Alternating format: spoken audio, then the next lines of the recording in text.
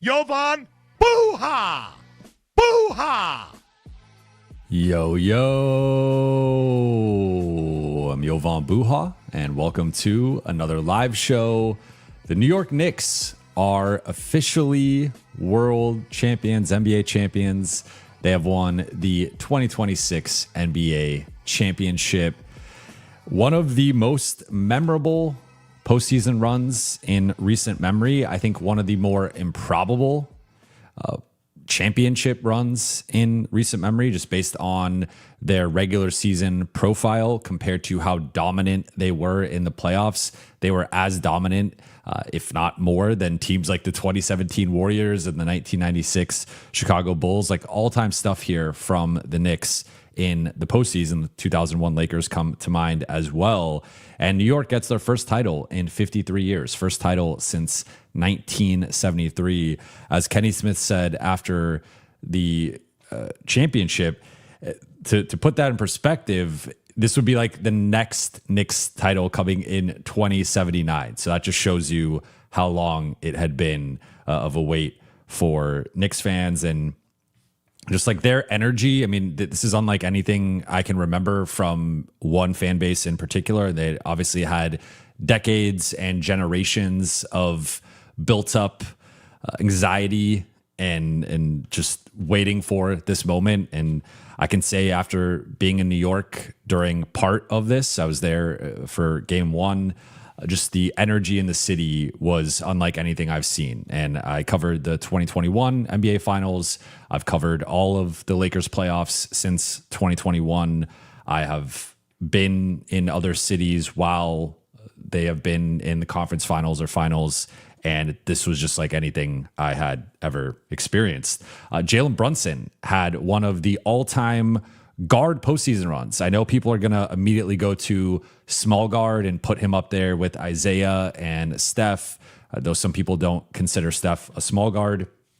I think just straight up, like him having 45 points in a road clinching win in the finals, matching Michael Jordan, like that is all-time stuff from Jalen Brunson. And first couple games in the series wasn't the most efficient, but when you look at the totality of the run, certainly a worthy finals MVP based on that clinching performance, but also just the entirety of the postseason. He was dominant and was, in my opinion, the best player overall in the playoffs. And now I think we've been having this conversation about who is the face of American basketball, who is the best American player, and can any American challenge some of the top players in the league who are all international? And Jalen Brunson is that guy right now. Like I would put Jalen Brunson ahead of Ant, at least based on what we just saw this postseason run. I would have had Ant ahead of him going into the playoffs, but just based on the run that he just had and what he did, like he was doing it against one of, in my opinion, the best modern defenses of the last couple of decades, at least, based on how great of a rim protector and paint protector Wemby is. And you're going up against like just a team where like Castle's the primary guy, and Brunson had some struggles with Castle throughout the entirety of this series. But and then that, I mean, it didn't matter last night. But just being able to switch on to Harper and Vassell and some of these guys, it's like you're not really finding a weak spot in their defense unless Luke Cornett is out there, and then it's just food and it's, you know, layup line. But outside of that, it was like he's going up against a really tough defense, the second best defense in the league behind the Thunder. But the Thunder are also their own all-time defense. So it's like just it wasn't like, you know, I know people will nitpick and poke at the run to the finals, and the Knicks can't control who they played. And certainly it was not the strongest run to the finals in terms of competition. It was a strong run in terms of the results and how dominant they were.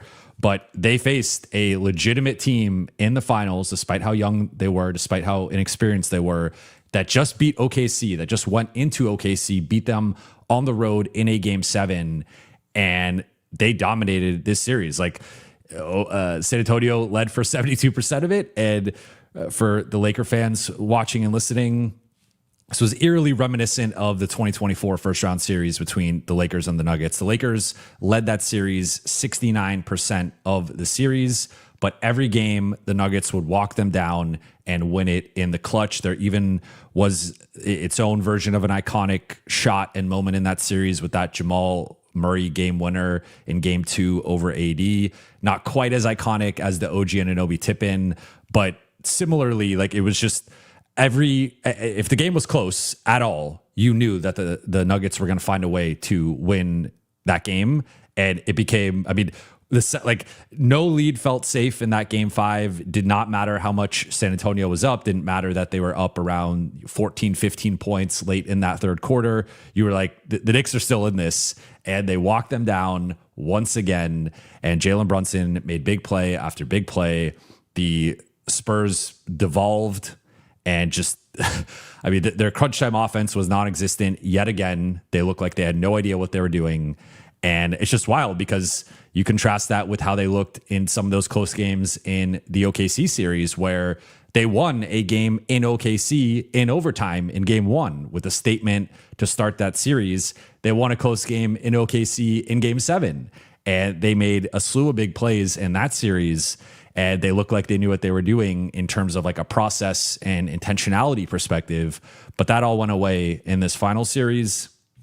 And it was just all-time stuff from the Knicks. So they sit in this really unique spot in NBA history because, again, we've seen like maybe the 2001 Lakers are the closest thing, but the difference with the 2001, I'm not even talking roster construction because obviously the 2001 Lakers are special because they had 2 top 5 at worst players, if not top 3 players. But more so in that, like the gap between their regular season and their playoff success was so stark. That would maybe be the closest comparison that I can come up with. Like people have thrown out the 2011 Mavericks. And I think there's something with the essence of the title just having a certain meaning that I could see the comparisons with that. There's the 2014 Spurs that were greater than the sum of their parts. And it felt like everybody was clicking at the right time. And you had Danny Green having one of the all-time shooting performances that run. You had Kawhi coming into his own. You had Boris Diaw becoming the actualized version of Boris Diaw. To say nothing of course, Duncan, Parker, and Ginobili being the old faithful there and Pop as a head coach. Like there are some recent examples that we can point to that have some similarities with the Knicks. I think the 2001 Lakers are the closest in the sense of the gap between, because typically like finals teams or championship teams win in the high 50s, if not low 60s. Like that has been the bar for most of NBA history. It's like you got to be at least a top 3 seed, and more often than not, you have to be high 50s, low 60s. That has shifted in the last few years. We have seen some teams like the 2023 Nuggets, I believe, won 53 games.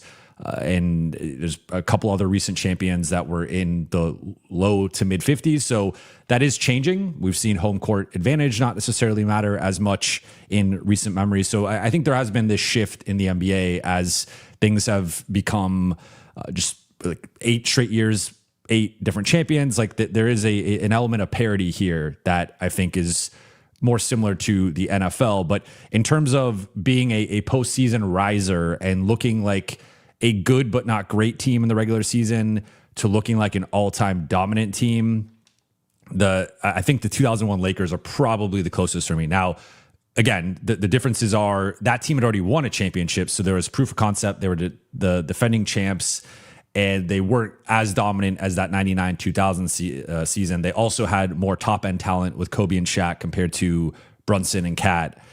And then that team also, I think, went through a much tougher path to get to the finals. But that would be like the closest. Like I think the Knicks are just uniquely positioned where they did not profile as a championship or true championship contender, maybe a puncher's chance championship contender in the regular season. A lot of people had doubts about Jalen Brunson as a number 1 option on a title team. People had doubts about Cat. If Cat could, even going into this final series, there were doubts about, can Cat stay out of foul trouble? Can Cat keep his head on straight? And he struggled with that, especially later in the series. But he ultimately, I think, first half of the series especially was like one of the key differences there in New York, winning the first couple games and going up 2-0 and winning both those games in San Antonio. Then just down the line, questions about, did they give up too much for Mikal Bridges? How would Josh Hart scale into a championship starting role? Like all these questions were answered throughout this run. But the statement was this finals where everybody had their moment. Everybody had, like Kat, again, beginning of the series, Jalen Brunson closing out the series in game 4 and game 5, OG Anunoby, game 4.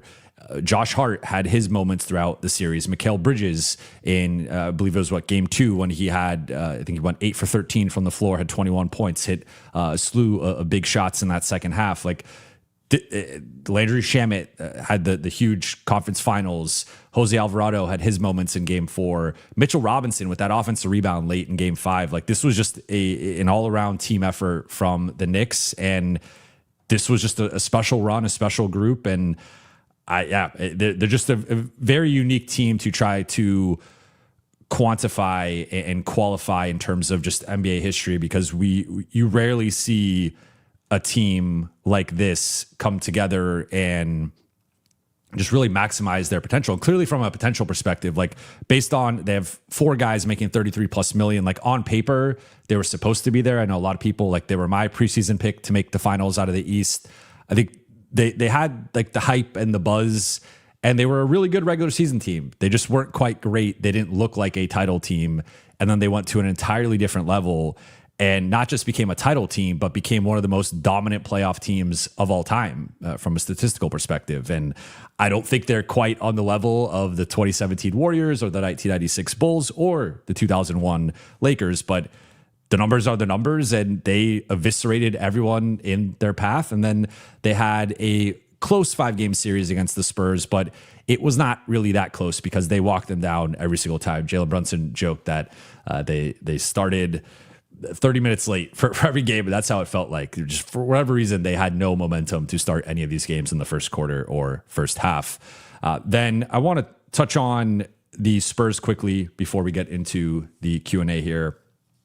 So the Spurs, I think, had a great season, and I know a lot of people are going to lead with negativity or pessimism or some of Wemby's shortcomings, some of the supporting cast shortcomings, some of Mitch Johnson's shortcomings, and certainly there are things that could have been better, should have been better, and undeniably will have to be better in the future if San Antonio is going to get back to this level, if they are going to win a championship here in the future. There are things that need to change. There are things that need to be better. With that said, this was a group that won 34 games last year. They entered the season with a 44.5 over-under. They were a projected 7-9 seed by most sports books, most preseason projections. They won 62 games. They were the 2 seed. They had the second best record in the NBA.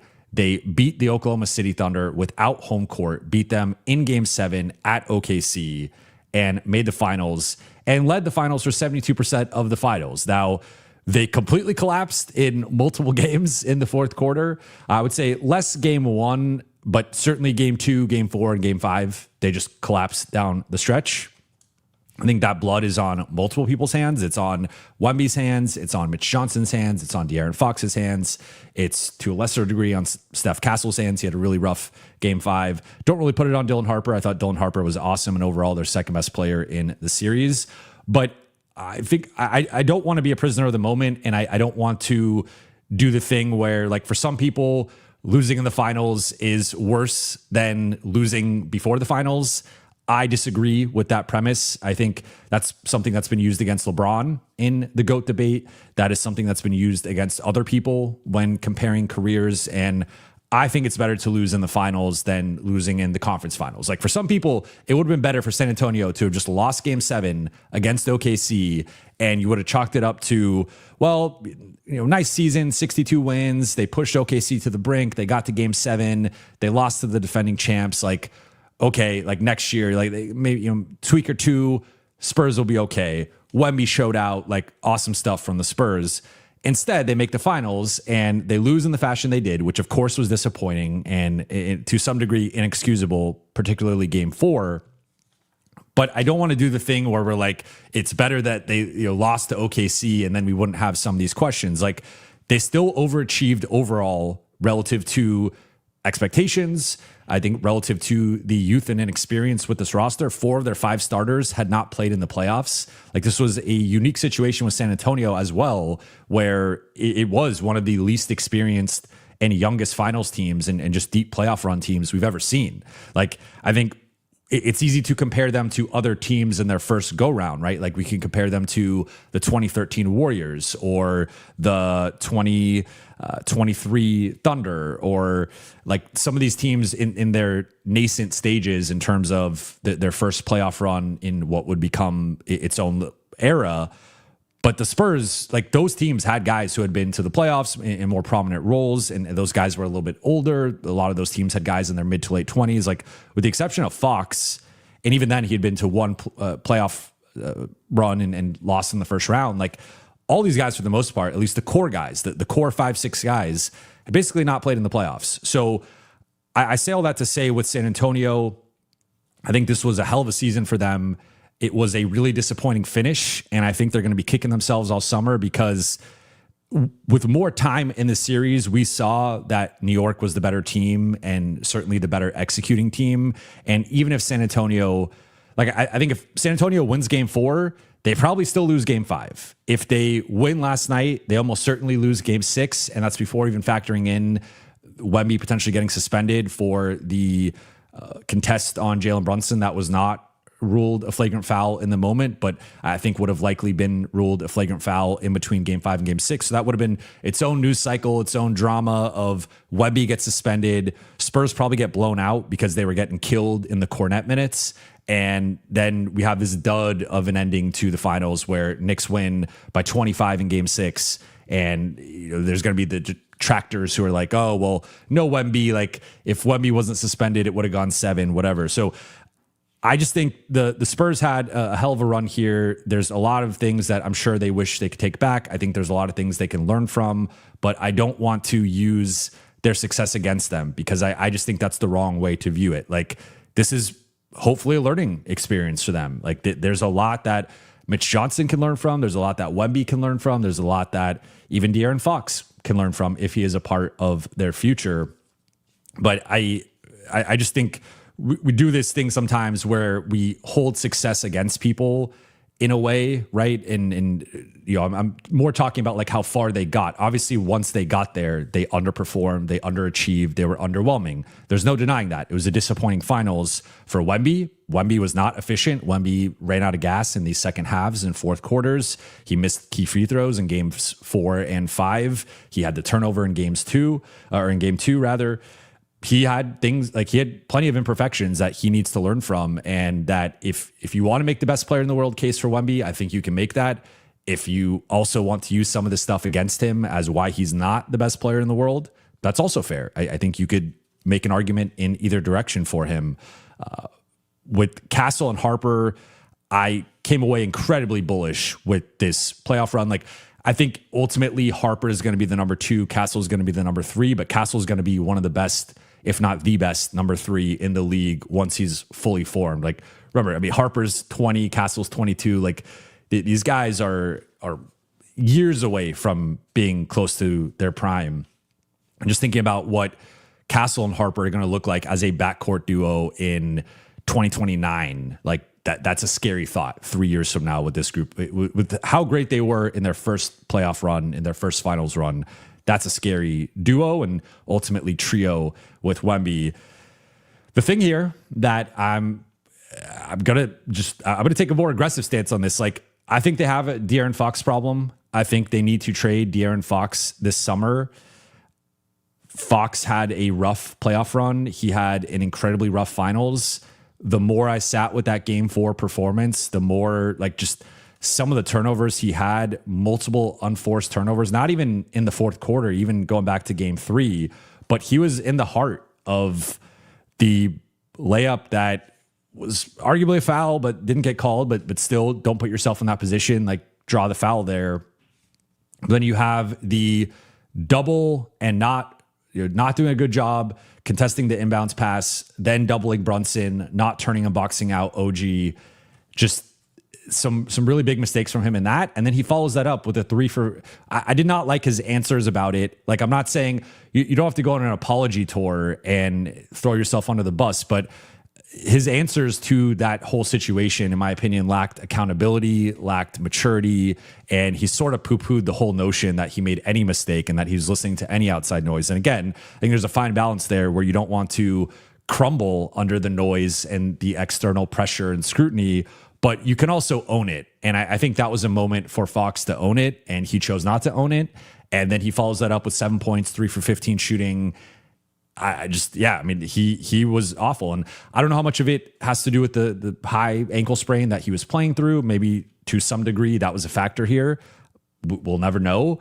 But if that was the case, then you needed to lean on Dylan Harper more. And it felt like that was the central tension for the Spurs, was that they, Stephon Castle, all defense level guy. And I think you need, like, he was the primary Brunson guy. So you're going to keep him out there regardless of, barring he got benched toward the end of game 5, but like barring his offensive night going like that, which game 5 was an anomaly, or him being in foul trouble, you were going to ride Stephon Castle down the stretch, which I think was the right call. Devin Vassell and Julian Champagny for their shooting and their defense and the rebounding, the athleticism as those wing front court guys, you were also going to play them a certain amount. So it kind of became a De'Aaron Fox versus Dylan Harper situation. And Mitch Johnson kept choosing and relying on De'Aaron Fox when he was not displaying the maturity or the know-how that you would expect from a veteran star, a veteran ball handler, to be leading the group both on the floor, but from a leadership perspective. And the Spurs' best offense for key stretches of the OKC series and frankly key stretches of the finals was just put the ball in Dylan Harper's hands and let him beat someone off the dribble or come off of a pick and roll, get downhill and finish with either hand. And I mean, that was even more reliable than a lot of their actions for Wemby. So they just had this central tension of, you have the rookie who is who's arrived, who is, I don't want to say like out performing expectations, because he has high expectations as a number 2 pick, but like he's ready for the moment. And then you have this guy who's about to have a 4-year, $220 million extension kick in, and was your second all-star this year, is supposed to be the guy who's ready for this moment.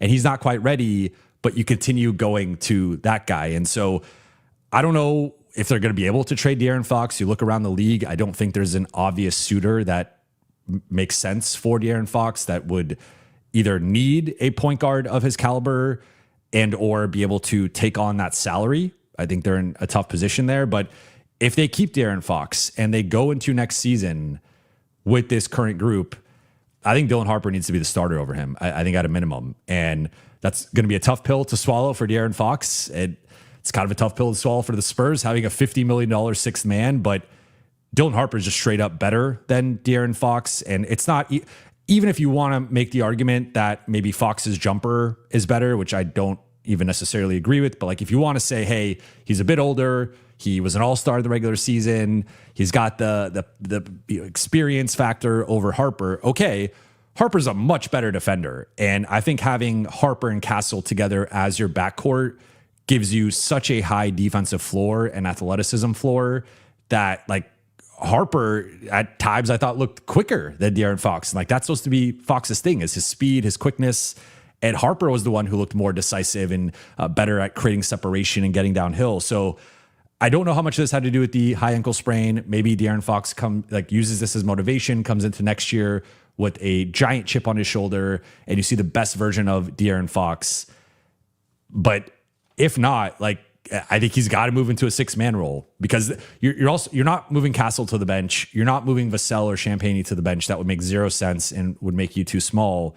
It's got to be Fox. And that's a tough position for San Antonio to be in, having a guy making that much money in a bench role. But that's the situation they're in. Like he was supposed to help them get to the next level, and he did to a degree. He was a part of this. He was a big part of their regular season success, and he was a part of their playoff success. I don't want to overlook his contributions in the playoffs, but as the conference finals wore on, as the finals wore on, as they got to the highest levels of basketball, there was a real Fox problem. And it's going to be interesting to see how they navigate that all. But with all that said, let's get into the Q&A here. So we got some super chats. First one from Rip Van Winkle. Thoughts on copying the Knicks and not overpaying for a second ball handler and consolidating that usage between cheap, lesser guards, Alvarado, McBride, and Shamet. I'm not opposed to this. The one thing that I would say with this is that the notion that the Lakers can't pay multiple players $30+ million, I think is misguided. You're going to have situations here shortly in OKC and San Antonio where like right now with OKC, they're about to face this, and that's where the potential roster crunch comes in with having to get off Isaiah Hartenstein or Lou Dort, or maybe lower in the pecking order, Aaron Wiggins and Isaiah Joe. But you can pay multiple guys $30+ million. So you look at the Knicks, for example, next year, Bridges is going to be making 33. Brunson is going to be making, I believe, in the high 30s, and that's a steal of a contract. But OG Anunoby is going to be making in the mid 40s, and Karl Anthony Towns is going to be making around $60 million. So with Luka being, I believe Luka is going to be making around $48 million next year, you can still fit multiple guys in that $30+ million range. You would have to consolidate some guy. You would have to be some form of, can you put together Vando, DA, Jake, Dalton, and is there a way to consolidate that to get a higher paid player? That's its own conversation. But I think the notion that the Lakers can't afford Austin, I think, is misguided. And I'm not saying that you're saying that, but I have seen that notion out there of like the Lakers can't afford at least 3 guys making $30+ million, if not more, in the future. Now, are they going to be able to build that this summer? It depends, right? It depends what happens with LeBron. It depends what happens with that additional cap space if LeBron isn't there. But the Lakers, in terms of a roster build, can't afford Luka plus Austin plus another player, and maybe even another player, depending on how they build this out over the next couple of seasons. Now, to your general point about not overpaying for a secondary ball handler and consolidating the usage, I think that's okay if you look at it through the lens of, okay, well, they've invested nearly $140 million, 135 or so, in front court talent. I mean, talking about Mitchell Robinson or some of these other guys, but just between Cat, OG Anunoby, and Mikal Bridges, that's about $135 million in salary. So if you're not going to pay Austin and you're going to go a different route in terms of, okay, we're going to put the ball in Luka's hands, we'll get some competent but not quite at the same level as Austin ball handlers, playmakers, shot creators, okay, you can go down that road, but then you need to invest a ton of money and resources in the front court. And I think with the way the Lakers are currently set up, that's going to be difficult to do in one offseason. That's why I still maintain that if you're the Lakers and you don't feel comfortable paying Austin a certain amount, like I think you can only re-sign him if it's a number you're confident you can move at some point in the future. I think $48 million, which would be his absolute max, 5 years, 241, $48 million average annual value. It's a little too high. I don't know that would necessarily be a movable contract, but if the reporting is true and there are multiple teams out there interested in him at a $44 million average annual value, then that means multiple teams around the league value him at that. And maybe if you could get him on a slight discount at $38 million or $40 million, but you give him that 5th year, that's even lower than some teams are already valuing him. And you can still flip that in the future if you so choose. But I guess my fear here would be there's an alternate reality where the Lakers lose Austin. And then, like, if you lose Austin and just replace him with Alvarado, McBride, and Shamet, sure, you're deeper. You got some more versatility. You got different types of backcourt weapons, but you're not as good. Like, on some level, I think people are looking at the Knicks build and forgetting the part where they traded the 5 picks for Mikal Bridges. They invested, like, they have a lot of top-end talent, too. They have an awesome starting lineup. I think, if anything, like the Knicks, they invested a ton in their starting group and built out this great 5-man group that could start games and close games together, play a bunch of minutes together. But they also found a ton of value with their bench in doing the Alvarado trade and keeping McBride and Robinson on relatively team-friendly contracts and adding in Landry Shamet. And like they've just done a really smart job building out the rest of their bench. And to me, there's like 2 levels to the Knicks build where from the starting point of Brunson and Cat, it was like, okay, what are the limitations here? We got defensive limitations where Brunson needs to be protected to some degree, though I think he leveled up this postseason defensively and like held his own to a degree, but like you want to protect him with wings. Cat, you also want to protect with perimeter defense to prevent him having to be too much of a rim protector, too much of a defensive anchor. So it's like next level of our star build is we start with Brunson and Cat. We go to the next level. Okay, OG, Bridges, and Hart. Those are like our key supporting guys around those guys. They're going to protect them. They're going to provide multiple guys who can scram switch with Brunson and keep Brunson out of the action. Multiple guys to prevent dribble penetration and protect Cat. Okay, that's the next level. Then you go to the next level, which is the bench, and it's like, how do we complement the starting group? Okay, well, the starting group doesn't have a ton of shooting. Like OG really popped as a shooter. The last couple of years, he's really grown as a shooter, and this postseason he was incredible. Bridges has had overall been like an average to above average shooter, but has had his moments where he goes a little cold. And Hart, of course, his jumpers very come and go. But okay, let's supplement that with Shamet and Alvarado and McBride and some of these guys that can come in and hit shots, but then they also fit our ethos as they're all a bit undersized, but they're quick, they're tough, they're physical, they play defense. And then you have Mitch Robinson as this monster rebounder. Because I think at times one of the sneaky things with New York was they weren't like the best rebounding team with that starting group. We saw like they could give up some offensive rebounds, second chance opportunities. But then you bring in Mitch Robinson, who is a monster rebounder, arguably the best offensive rebounder in the league, and plays a different style of basketball than Cat. So I think that would be my goal if I'm the Lakers, is like, if you are going, because I think we could talk about not paying Austin, but I think they're going to pay Austin. I just think that's the way this is going. So if you're starting from the point of Luka and Austin, I think your next 3 players have to all complement them and protect them in a big way. Then the bench, it's got to be guys that kind of complement those guys, and you can mix and match within that. So that's how I view that. I still contend that it's nice to have a secondary ball handler next to Luka, a high-level secondary ball handler. Does that have to be Austin? Does that have to be a guard?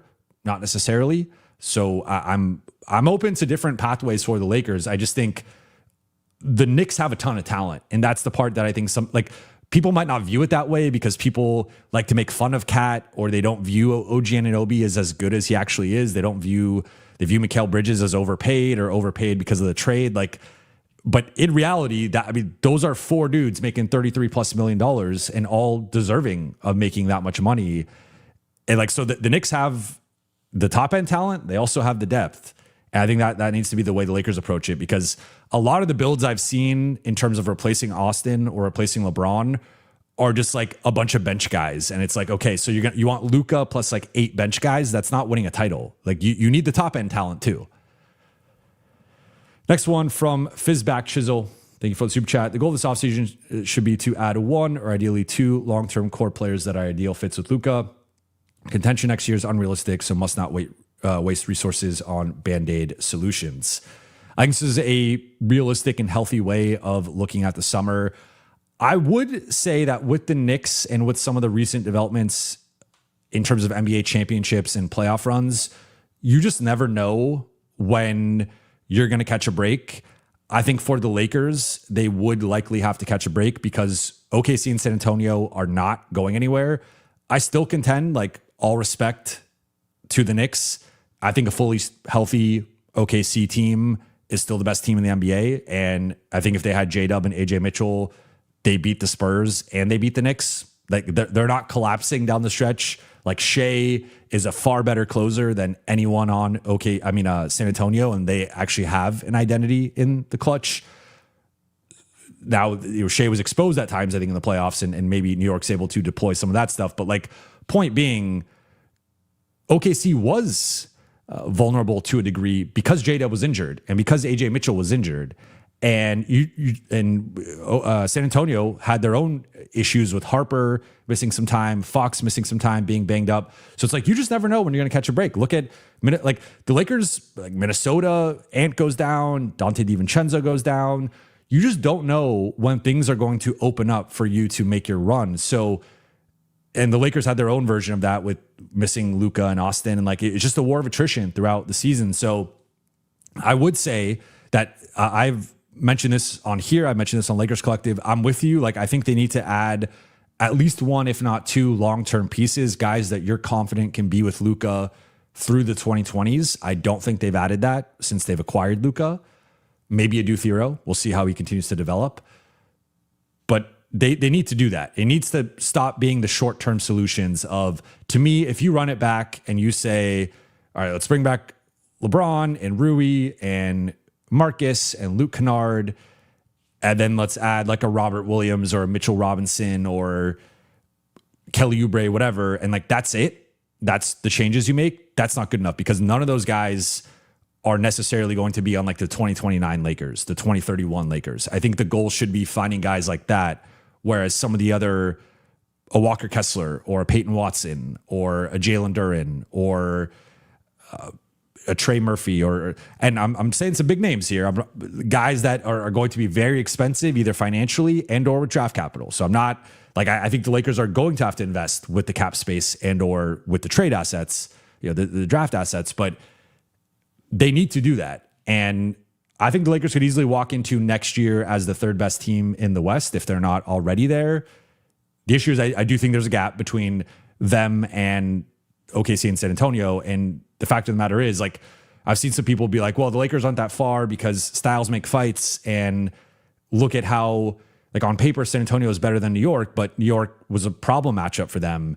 And similarly, on paper, OKC is better than San Antonio, but San Antonio was a problem matchup for OKC. I hear all that. I'm just like, there was not much in the regular season that gave me confidence in how LA matches up with OKC or San Antonio. OKC whooped their ass in the regular season. Luka struggled, and like, he played OKC twice. They locked him up twice, and he had two of his worst performances of the season against OKC. Even before the injury, he was having an awful game, maybe his worst game of the season.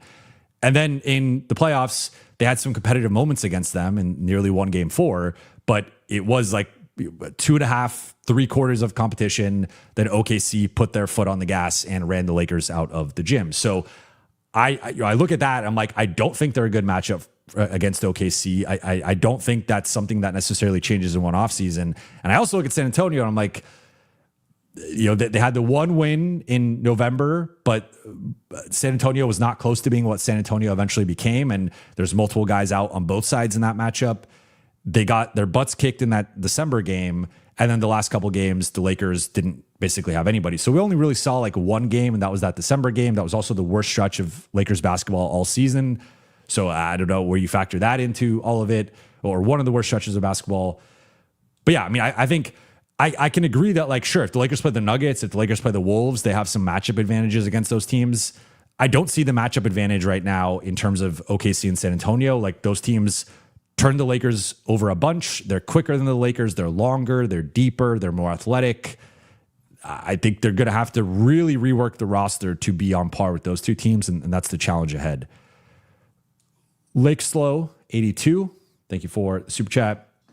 Knicks have the balanced team model needed to win. Lakers are so unbalanced. Luka is all the offense you need.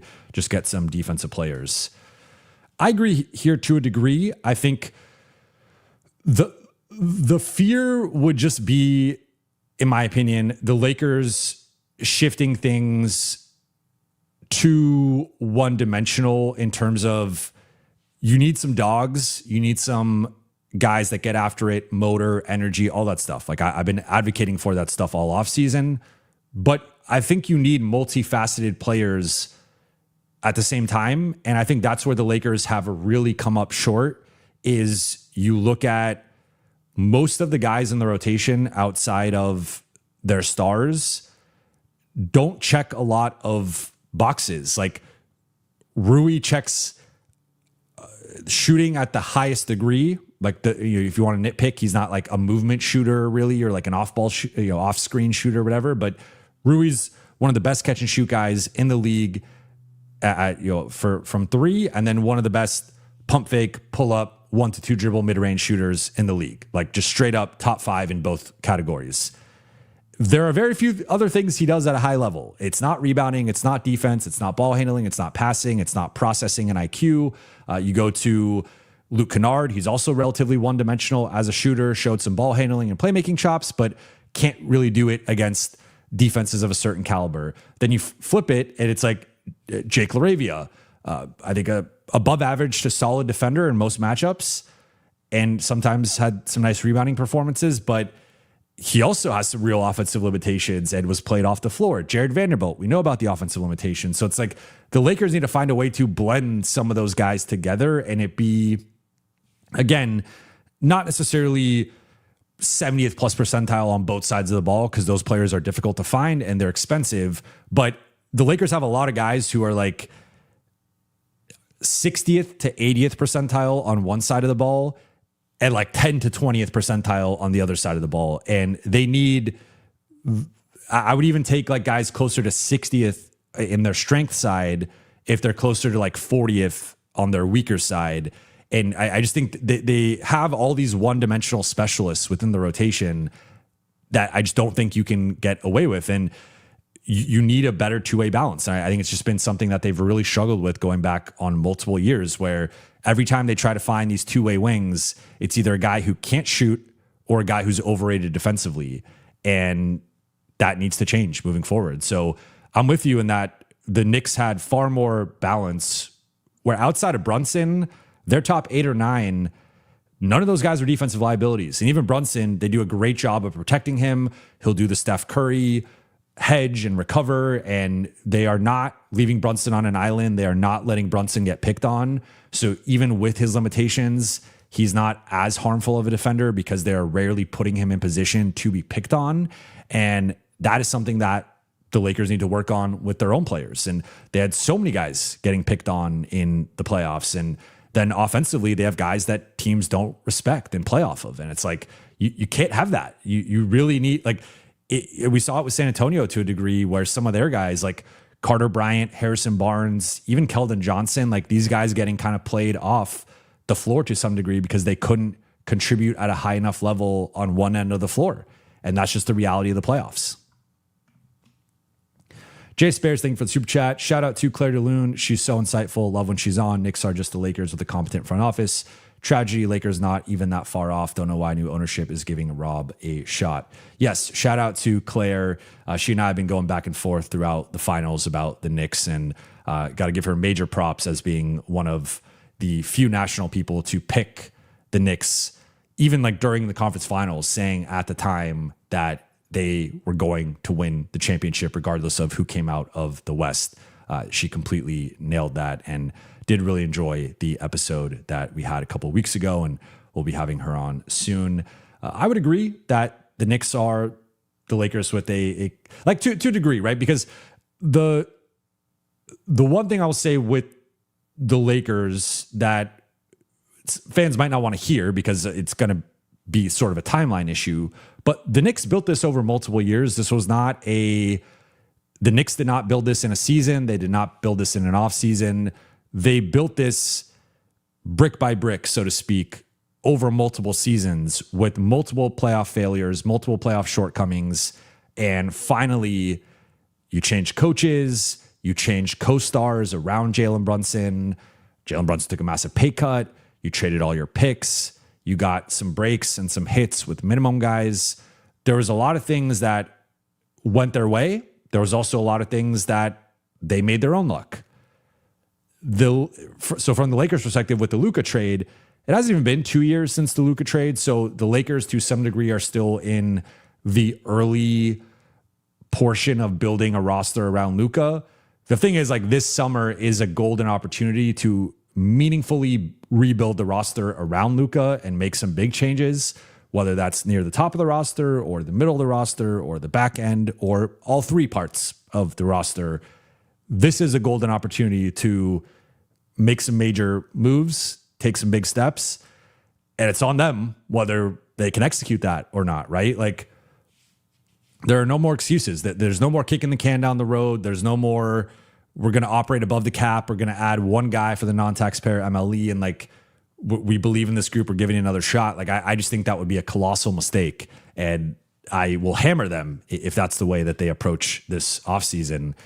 I think they're a little bit like, in terms of how far off they are, I'm of two minds. Like, on the one hand, I don't think the Lakers are far off from being a contender. On the other hand, I'm like, in terms of the specific matchup for OKC and San Antonio, as long as the Lakers have like the core of the roster that they currently have, or the general outline of this roster that they have, I don't think this version of the roster matches up well with either of the two best teams in the West. So I think the Lakers, with the proper changes and with OKC and San Antonio more in mind and trying to attack those two matchups, I think they can be more in that conversation. But if it is as simple as like kind of running it back, I don't think they have the depth or the two-way talent or the defense or the athleticism to be on par with those two teams. I just don't. So again, like if you consider the Lakers as the third best team in the West and maybe like the fourth or fifth best team in the league as being a true contender, as being like right there, I think they can get there. Can they be, we're beating San Antonio or OKC in a series? I don't think they're there, and I think it's going to be difficult to get there in one off season. Not impossible, but difficult. Jay Spares, who is in New York, shout out to Jay Spares. Thank you for the super chat. New York was unhinged last night. People on lampposts. My whole Instagram feed and story was just people celebrating in New York. My brother lives out there. My mom is from New York. New York's like my second home. It's my second favorite city in the country after LA. We were out there for game one. Game one, I jokingly said, was like a mix of a concert and a riot at the same time. And it was a movie. It was crazy. I can only imagine what last night was like. And I can only imagine the parade is going to be insane. The parade is going to be incredible. Yu-Gi-Oh! Dual Channel, thank you for the super chat. Spurs should be going hard for LeBron, right? They have him. They close more of these games. They have no stone cold closer. Yeah, I think LeBron would make a ton of sense for the Spurs. I think Rui would actually make a ton of sense for the Spurs because I think Champagne is better overall than Rui, but I think Rui's clearly a better shooter. Like that's Rui's superpower. So whether he's starting for them or coming off the bench, I think probably in a bench role, but even like sort of like what Harrison Barnes was supposed to be for the Spurs. I think Rui is a better version of that general archetype and wouldn't be played off of the floor. So moving forward, if you're the Spurs, if you have that top six still, you bring in Rui to join your top seven. I don't know if you have to replace Cornet necessarily, but I think you need another backup center option. They didn't really have another option to turn to. And when Cornet was exposed to a degree, that's something that they got to figure out. Then you have Carter Bryant, and that's like your top. And I guess you still have Keldon Johnson at that point. So, yeah, you go with the top six, which is the starters plus Harper. You have Rui, Johnson, Carter Bryant, and Cornet / another center. Like that's a pretty strong 9-10 man rotation there. So I think they could use either LeBron or Rui. To your point, though, obviously LeBron as a closer, and he's being protected defensively with elite perimeter defense and with Wemby on the back line. But they could, like, LeBron would be such an upgrade for them on multiple fronts in terms of a certain level of physicality. Like, they didn't really have anybody that could do bully ball. Like, Wemby did some of it, but they couldn't even get him the ball in some of those positions, and he was pushed off the block a ton or the elbow a ton. So it'd be finding ways to get, you could have a high-low game with LeBron and Wemby that I think would be incredible. But LeBron being that bully ball option for them, LeBron being a facilitator out of the post, he could also initiate offense from the perimeter. And they would also have enough options, though, where like Wemby, I think would be the number one option in terms of usage or shot attempts, but when it is crunch time, I think LeBron would shift toward being more of that guy and making the right decisions and helping run the offense. So yeah, I think he was going to make sense for whichever team lost this series. The fact that it ended up being the Spurs, I think he makes a ton of sense for them.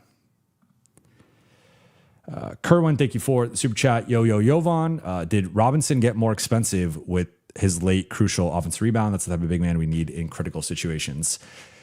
It's an interesting question. I don't think so. I think, he probably cemented that general price range of, to me, he's someone who's probably going to be in that $16 to $20 million price range. I think he's going to be above the non-taxpayer at a minimum, but I think he's likely going to be above that range. The issue with Robinson, frankly, is just we saw it in game 4 when Cat got in foul trouble at the beginning of the third quarter. He comes in, he plays 5 minutes, and it might have even been the second quarter. I forgot which quarter. It was second or third quarter. Comes in for Cat, and he's huffing and puffing, and he's immediately out of breath. And like, he's just a guy who, based on his injury history and based on his minutes the last few years, I think is best as a backup center in a committee. If you are going to make him your starting center, I think you need a very strong backup center behind him. And it needs to be still like a situation where they're splitting minutes of both guys are 22 to 24 minutes. Like, I don't think he's more of a center than that. Maybe come playoff time, you could ramp him up into like the high 20s or around 30-ish minutes, but I don't think he's in the shape for that. I don't think his body is in the just capable of handling that. So that's where, to me, he profiles as like an elite backup center, arguably the best backup center in the NBA, but certainly in that top 3 conversation, I would say. And if I'm the Lakers and acquiring him, I would hope it's more in a backup role than a starting role, just because I don't know. And that's before we even mention like the Hacker Robinson stuff is a real thing that at times limited his role and playing time. And the second the team gets in the bonus, it's like, let's go foul him. The Lakers have some history with that, with certain big men, but you could live with it when it was Shaq.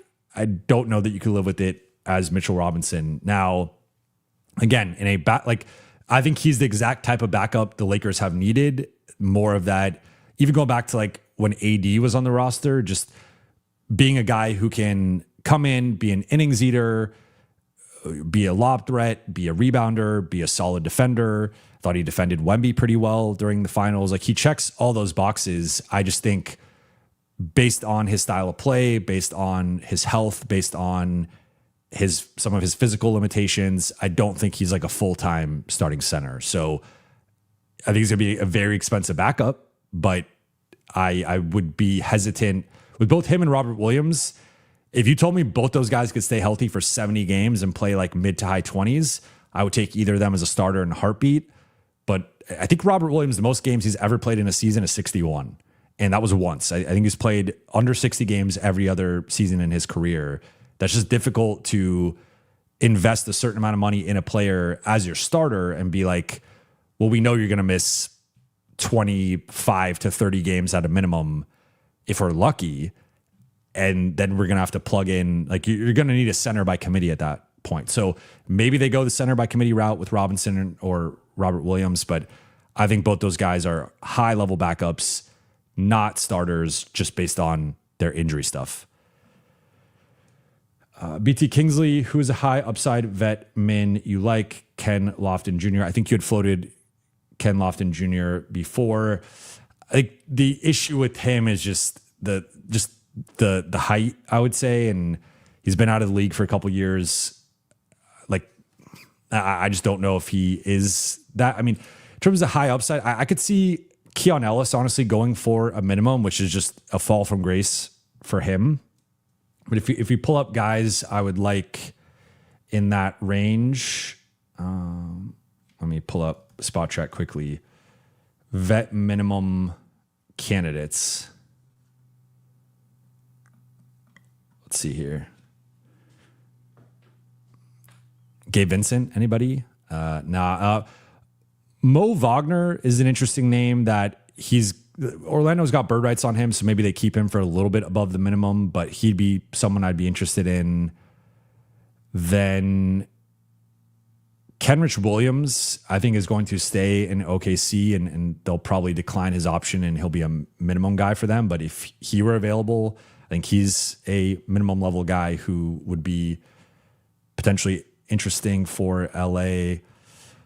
Then, I mean, we're going down into like the Nick Richards, Andre Drummond part of this. I like those guys as like third string options. I wouldn't want either of those as like a primary every night backup. Alvarado might have played his way out of a vet minimum level contract. Yeah, I mean, then you're at like the Jordan Clarkson. I think Tim Hardaway Jr. played his way out of a minimum contract. Yeah, it's if Gary Payton II is available for a minimum, I'd be interested in him. Similar thing with DeAnthony Melton. Bruce Brown, I think, has probably played his way above a minimum. Shamet, similarly. Javonte Green in Detroit is someone I would be potentially interested in. Then, yeah, we're going all the way down here. Jericho Sims as a potential third string center, Jock Landale as a potential third string center. Like, well, I'm talking spots 13 to 15 on the roster. Like, I think those guys, for example, are much better than Maxi Kleber. Not much, but relatively better. Well, I'd say Jock Landale is much better. Prosper from Memphis.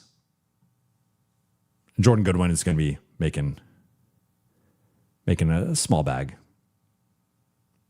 Yeah, then we're going through the list here. It gets grim pretty quickly. So those would be some of my favorite guys. I think you might be able to find some, like Gary Payton II is an interesting name in terms of still a really good perimeter defender, shooting limitations, but like he different player than Vando, but he could kind of play. If you dump Vando, you could slot in Gary Payton II as a Vando-ish player, but he's shown the ability to play in high leverage moments, close games, and has some of the shooting limitations, even though I'd say overall he's a better shooter than Vando, but his cutting, some of his ball handling and passing out of the Warriors system, and then his point of attack defense, like that's a guy that if you could get him for a minimum, I'd be interested in as like a back end rotation guy. But I will be having a list of minimum level guys that I'll be focusing on soon.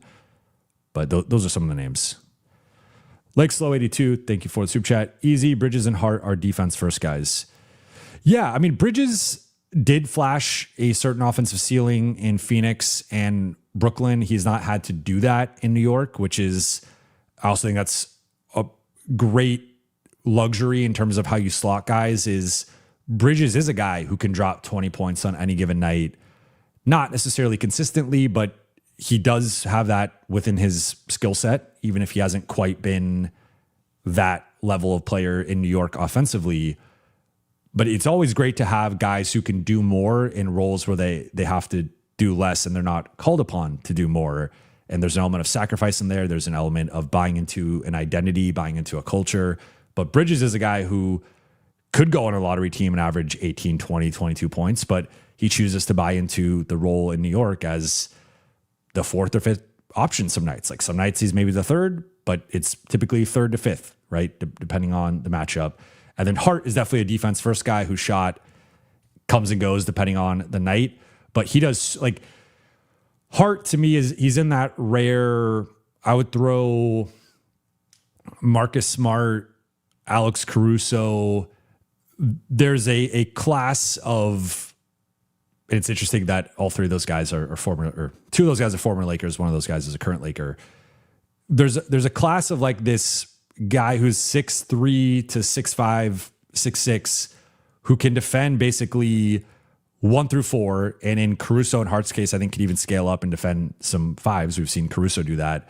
But they just contribute along the margins in so many ways, whether it's diving on the ground for loose balls, or offensive rebounds or their help rotations, their point of attack defense. Like they just contribute in so many ways that it does not, they're just such additive, positive players that even if they don't take a shot or make a shot, they're like almost the anomaly or exception to the rule of there's such high IQ, smart basketball players and do so many little things that they're a net positive regardless of their offensive impact. And I think there are very few players who do that, which is why that type of player is rare. But I would certainly throw Hart in there. Like you go back to his game one performance, he's got 15 rebounds, 6 assists, and he had 5 stocks. Like you don't need to score to contribute outside of that. You are a guard getting 15 rebounds. You're getting 5 stocks. Like that's high level stuff. So I would say Hart, Smart, Caruso. There's probably a few other guys we could come up with. Those are like the guys that they are the exception of they don't have to do anything offensively to have like a major impact on the game. Whereas a lot of other guys, I think, have to at least hit a shot or two, be a bit of a factor to offset some of their overall limitations. BT Kingsley, no, it's Bobby Portis, shoots 3, motor, rebounds, plus defense, small ball 5. I would like Bobby Portis, depending on what that price is. I'm not quite sure what his price would be, but if there's a way to add Bobby Portis, I think he does check, to your point. You could go a bit smaller with him. He can't space the floor. He's tough. Not quite. I don't know if he's someone I'd want to like be closing games with, or I think he's clearly a backup level player, but within a certain role, I think Bobby Portis could be very effective and give LA something of a 5-out look. And then Ronnie and Braun into Keon Ellis, Robert Williams, Kelly Oubre, Matisse Thybulle.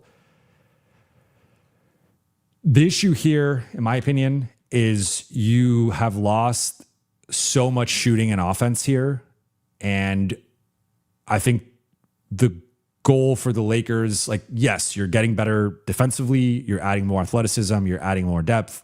You're turning 2 players into 4. You're getting younger. I mean, just by nature of losing LeBron, you're getting younger, but you're getting more defense, more athleticism. I think the top end roster talent is worse, though. Like, in my opinion, Rui was the 5th best Laker this past season behind Luka, LeBron, Austin, and Marcus. Now we're getting to a range where like the best player arguably in this group is Kelly Oubre. It's between Kelly Oubre and Robert Williams.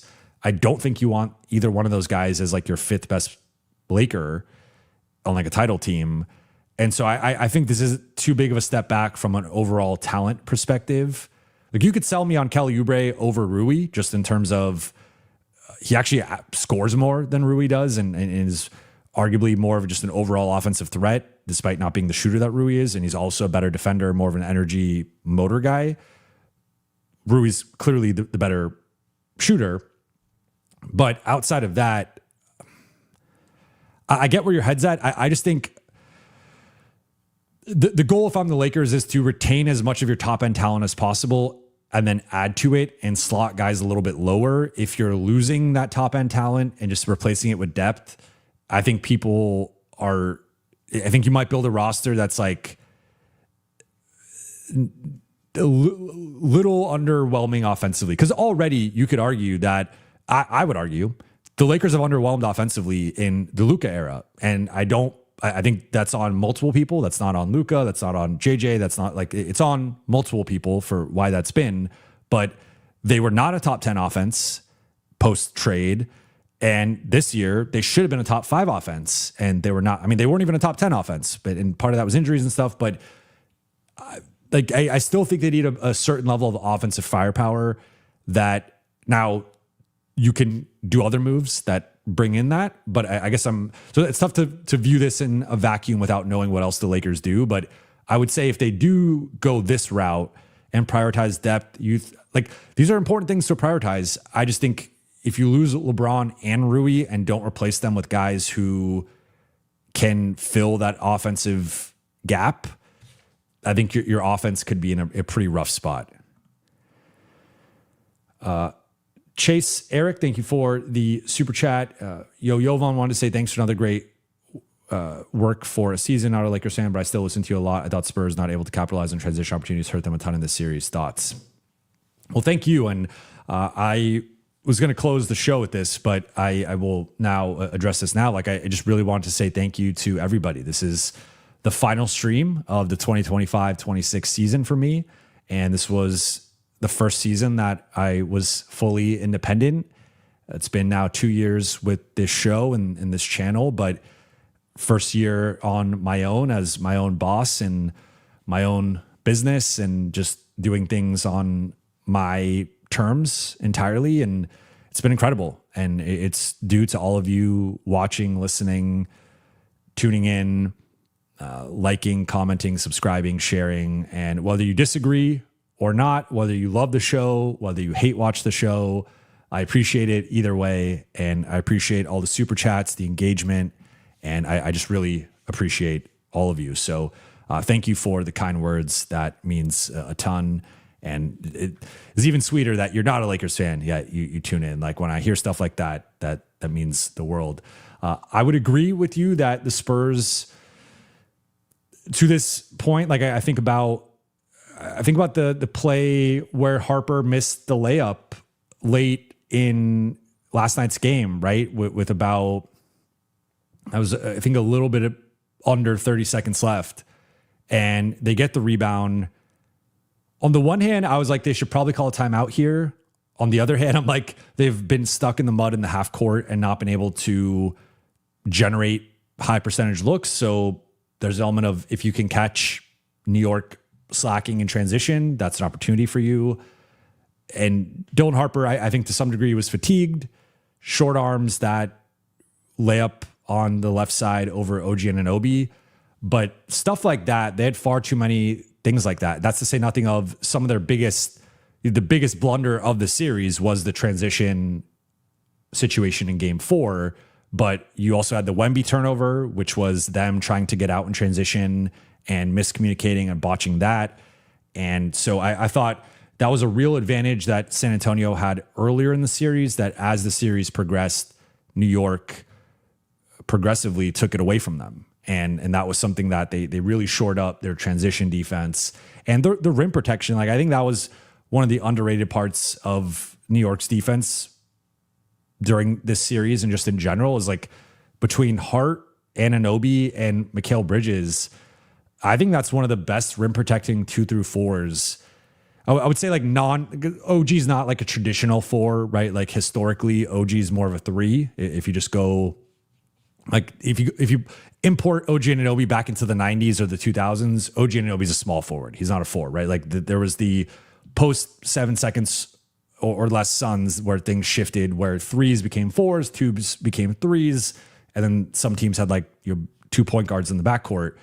But in terms of like the more recent era of teams going 2 through 4 with wings, I think Hart, Bridges, and Anunoby is easily the best rim protecting trio of that bunch. I mean, depending on where you put Derek White, you could argue maybe Derek White, Jason Tatum, Jaylen Brown in that conversation as well. But the Lakers, I guess, the Lakers, like technically, if you go like Danny Green, LeBron, and AD, though again, I would argue, I'm arguing wings here. I'm not arguing big men, so I would take AD out of that. And then depends how you want to characterize LeBron. But the Knicks are up there. The Knicks are up there in terms of just great transition defense and rim protection from their wings. And I think that was like the Spurs were able to capitalize against OKC and win the transition battle and score on them in transition. And then they just ran into a group of guys that were bigger and longer and maybe not as athletic, but able to use their defensive IQ plus length to bother them. And then I missed this one here from B6X. Thank you for the super chat. What do you think is the biggest thing for Bronny and Thero to work on in order to make that next step to being rotation players? Name is Kazu. Okay, so we got Kazu here. Biggest thing for Bronny and Thero to work on, I would argue with Bronny. I did an episode at this point earlier in the week where I did one thing I think each Lakers player needs to focus on in the summer. And my thing for Bronny is, it was actually more of a positive in terms of like leaning into something he's had some success with, but it would be his defensive playmaking. If you look at his block percentage and steal percentage in the regular season, A lot of that was in garbage time. A lot of that was later in the season, but he did put up solid numbers for a guard.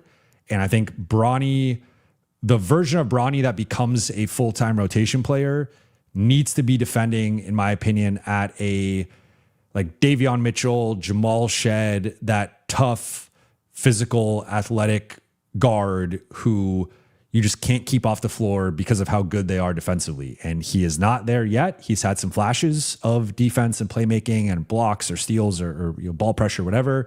But I think really taking it to the next level for Bronny, where you're just like, our ball pressure looks different when this guy's not on the floor. That needs to be, in my opinion, his pathway forward. Then I think offensively, continuing to refine things, continuing to work on his ball handling. I think his passing reads there's been some real growth there, but continuing to just refine his offensive attack, catch and shoot ability, ball handling. Like, to me, he's more of a secondary. If he does become a rotation player, he's more of a secondary guy. I don't think he's going to be like running an offense. So that needs to be, how do you play off of the ball as a smaller guard? You need to be able to hit threes. Like that's a massive part of Bronny's game. If he could be in a at least average 3-point shooter as a catch and shoot guy on a high volume, plus being a lights out backcourt defender, that's the way you force yourself into a rotation. With Thiero, first and foremost, he's got to get healthy and just stay healthy, and needs to have a strong summer league. So I think those are like the next big steps for him. But I looked at his finishing actually, and depending on the site, they look at finishing differently. In terms of NBA.com, it's like within 3 feet. Basketball Reference, it's within 3 feet. Cleaning the glass, it's within 4 feet. So for cleaning the glass, he was at 54% within 4 feet. But on Basketball Reference and NBA.com, he was 70% within 3 feet. So you see, like, just from 3 to 4 feet, he drops from 70% to 54%. And on Basketball Reference, between 3 to 10 feet, he was at about 27%. So I think a dude just needs to become more of a factor offensively. We saw the offensive rebounding, the cutting, transition. Like, he's trying to dunk on people's heads, and I love that about him. But I think you're not going to be able to dunk everything. And whether it's a Euro step in transition or off of a closeout or some form of floaters, runners, hook shots, like I just think he needs to add a little bit more of a varied attack around the basket and continue to grow as a shooter. Like, he's got to be able to shoot threes at a certain level, I think, most likely. But that's like the low-hanging fruit with him. I think that's pretty obvious, is if he does not want to become a Jared Vanderbilt, he needs to be able to hit threes. But I think the next thing for him would be just being a little bit calmer and having a little bit more skill around the basket. That would be my focus if I'm him. Your boy Rich, thank you for the super chat. Mitchell Robinson and Watson, get him. I've seen enough. Not sure who can be retained, but those will be ideal additions. Yeah, I'm with you here. I still think Mitchell Robinson is more of a. It depends who else you can bring in. I would not want it to just be Mitchell Robinson and Jackson. I think it would need to be Mitchell Robinson and Jackson and another player you are comfortable playing in the regular season, plus to some degree even in the playoffs, just because of, we saw even going to the finals, he hurts his hand. Like, some guys, we saw it with AD. I think Mitchell Robinson's another one of these guys. Like, some guys just for whatever reason pick up injuries more than the average player. And Mitchell Robinson, I would firmly put in that bucket. And because of that, I think you need an insurance plan. I think you need contingency options in case he gets injured.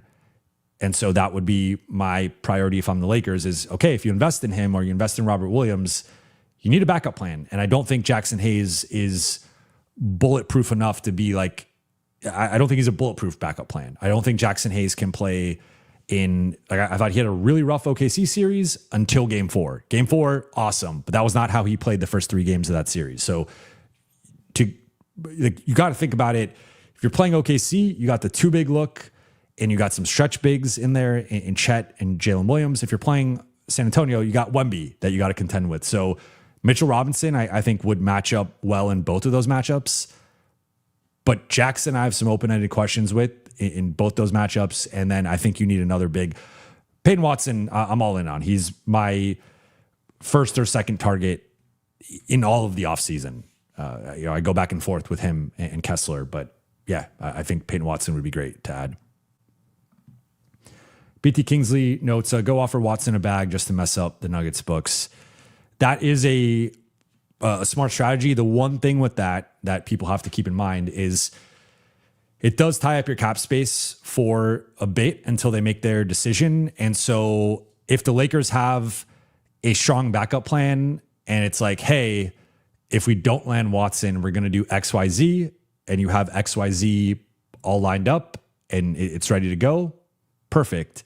If your XYZ is like, well, we want to try and get player X, or we want to try and get player Y, and you have like real guys who, if they don't, if you don't get Watson and that guy goes elsewhere, you're kind of in a predicament. That's where there's some downside to it. So there's clearly upside of you either get Peyton Watson or you screw the Nuggets. The downside is you potentially don't get Watson, and then you're stuck in the game of free agency musical chairs with no partner there. And you're like, well, now we got to run it back, or we've even lost some of the guys that we wanted to run it back with. Maybe Rui signed somewhere else or Marcus signed somewhere else. And now you're like, now we got to overpay player X or player Y. And now we hope to roll over our cap space the next summer, but you've also kind of built a worse team. So there is some danger there with going the restricted free agency route. That's why like the Lakers right now need to be doing their due diligence in terms of who's available at what price and what's the number we can get Denver to really sweat and think about it. What's the number we could get Kessler or get Utah to really sweat and think about Kessler. There's a number. It's on the Lakers to figure out where that's at and if they're comfortable with that. And that will determine whether they could pry either of those guys or a different restricted free agent, etc. Peter, thank you for the super chat. Knicks deserving champs for Brunson taking $100 million less allowed them to build that roster. Expect OKC San Antonio to be hyper motivated for next season. Agreed on all fronts. Like there's multiple layers to the Brunson thing. He said it after winning that it was 100% worth it and he would do it again. And I mean, it worked, right? They got the title. I think there's so many layers to it, right? Where it was like the childhood team he grew up rooting for and wanting to play for. His dad was on the coaching staff. His best friends from college were on the roster. And I also think at the time, this is a subjective opinion. This is like at the time of when Brunson took the pay cut, he had become a star. He had become arguably around a top 10 guy at that time. But I think even now, even before they won the title, like the last couple of years of Brunson, he's been at a different level, in my opinion. So it's like, I would be curious if this was like last summer, I would just be curious to know if maybe he still takes the pay cut, but it's like not as steep of a pay cut. Like I wonder about that.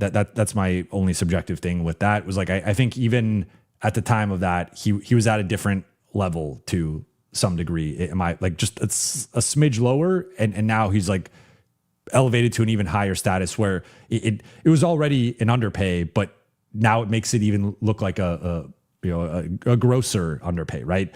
And yeah, OKC and San Antonio, like, I mean, hopefully the Lakers are hyper motivated as well, right? Like they should have plenty of chips on their shoulder for a variety of reasons, but for the rest of the league, yeah, OKC and San Antonio both have a ton of motivation going into next year with the way that they've been fairly and unfairly at times ripped. BT Kingsley, thank you for the super chat. Lakers can't play it safe. We need more good players. 100% agree with you. I 100% agree with that. I think LA needs to get a little dangerous and risky. You got to be careful, obviously, with the RFA stuff. Like, on the one hand, I'm firmly in go after the RFAs. I'm just saying you got to be smart about how you do it. I don't think you cannot blindly go into the RFA waters. That's my point. You gotta have the intel. You got to know what is the price that will potentially pry the player out. And then BT Kingsley follows up. Thank you for your hard work, bro. Thank you. I appreciate that. I appreciate that. Means a lot. Moad. Hope I didn't butcher that. Too bad. Thank you for the super chat. The devil Kawhi created OKC by wanting Paul George. it's one of the ultimate sliding doors moments in NBA history now, frankly. We'll see. Like, these things are fleeting.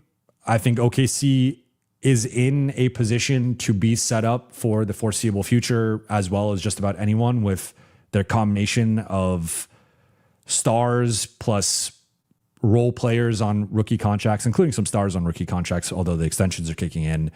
Then also all the draft assets they have. Like, OKC is set up in a way that arguably no team in NBA history has ever been set up, to find ways to plug holes in their roster, to upgrade spots, to replace guys. OKC has the buffet, right, in terms of roster building. But it's far from a guarantee. Like, even I think the most inevitable something has felt, at least in my basketball watching lifetime, was Golden State. And going back to that first title in 2015, it was like there was all these doubters, including myself at times during that run of, they go down 2-1 to Memphis. That's the big game where they have the big meeting. They switch Andrew Bogut onto Tony Allen, and that changes that series. They go on to make the finals. Cleveland shorthanded, no Kevin Love, Kyrie Irving goes down. And then but even then, they're dealing with LeBron in his prime, and they have to eventually switch to the small ball group and the death lineup, and that is what ends up helping them win the title. After that, it felt like Golden State was inevitable, and they did make the next 4 finals. They only won 2 of them, though, right? And they blow the best team of all time label in 2016. They get KD. They won the next 2 titles. It really felt inevitable then. But then 2019, Clay and KD go down.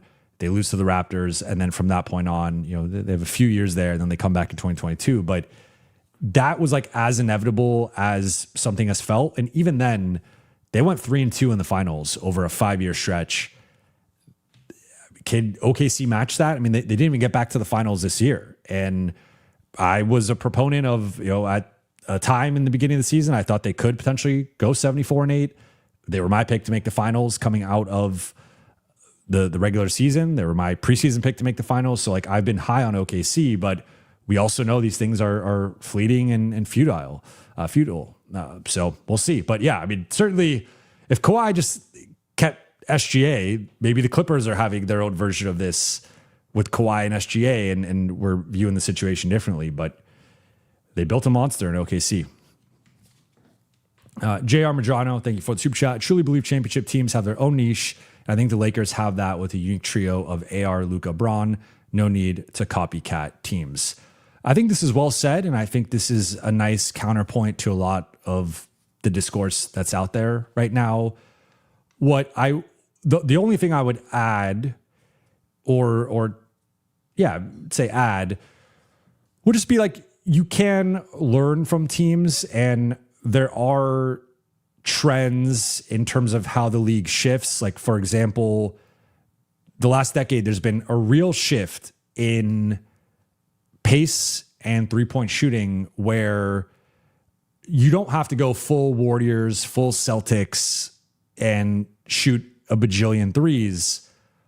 But even looking at like the lowest frequency teams in the league right now, in terms of like the slowest teams and the teams that shoot the fewest threes, would look like the Warriors from like a pace and 3-point shooting perspective a decade ago, because the league has shifted and there's just been some undeniable things.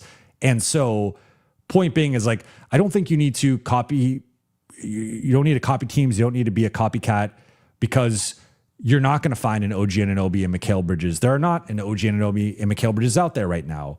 You're not going to find your Dylan Harper or your J-Dub or Chet. Like, those guys are not available to the Lakers. Like, you could find other guys, right, and build it a certain way, but you're not going to be able to copy what OKC or San Antonio is doing or what New York did. And to your point, you have something unique where Austin, Luka, and LeBron, first trio in NBA history to average 20 plus points and 5 plus assists. Like, you have this special array of offensive firepower and shot creation and playmaking with those guys. And it finally clicked late February through March, where you saw that 16-2 stretch, a bunch of statement wins, beat a bunch of good teams, and all three guys are firing on all cylinders, and it looked awesome. And like that was the actualized version of the Lakers. So to that point, like that is part of the reason why I think the Lakers are trying to run it back with those three at least. And we'll see if they're able to do that and what that looks like and what the number for Austin is, what the number for LeBron is. That's still open-ended. But the Lakers have a championship, I think, core there and trio with those three. The issue is like they have some real faults, some limitations. I would say with Austin and LeBron regressing as shooters, there's somewhat of a shooting limitation with that trio. There's also the defensive side. There's the overall like motor energy side with that trio. It's not the highest, it's not the hardest playing trio.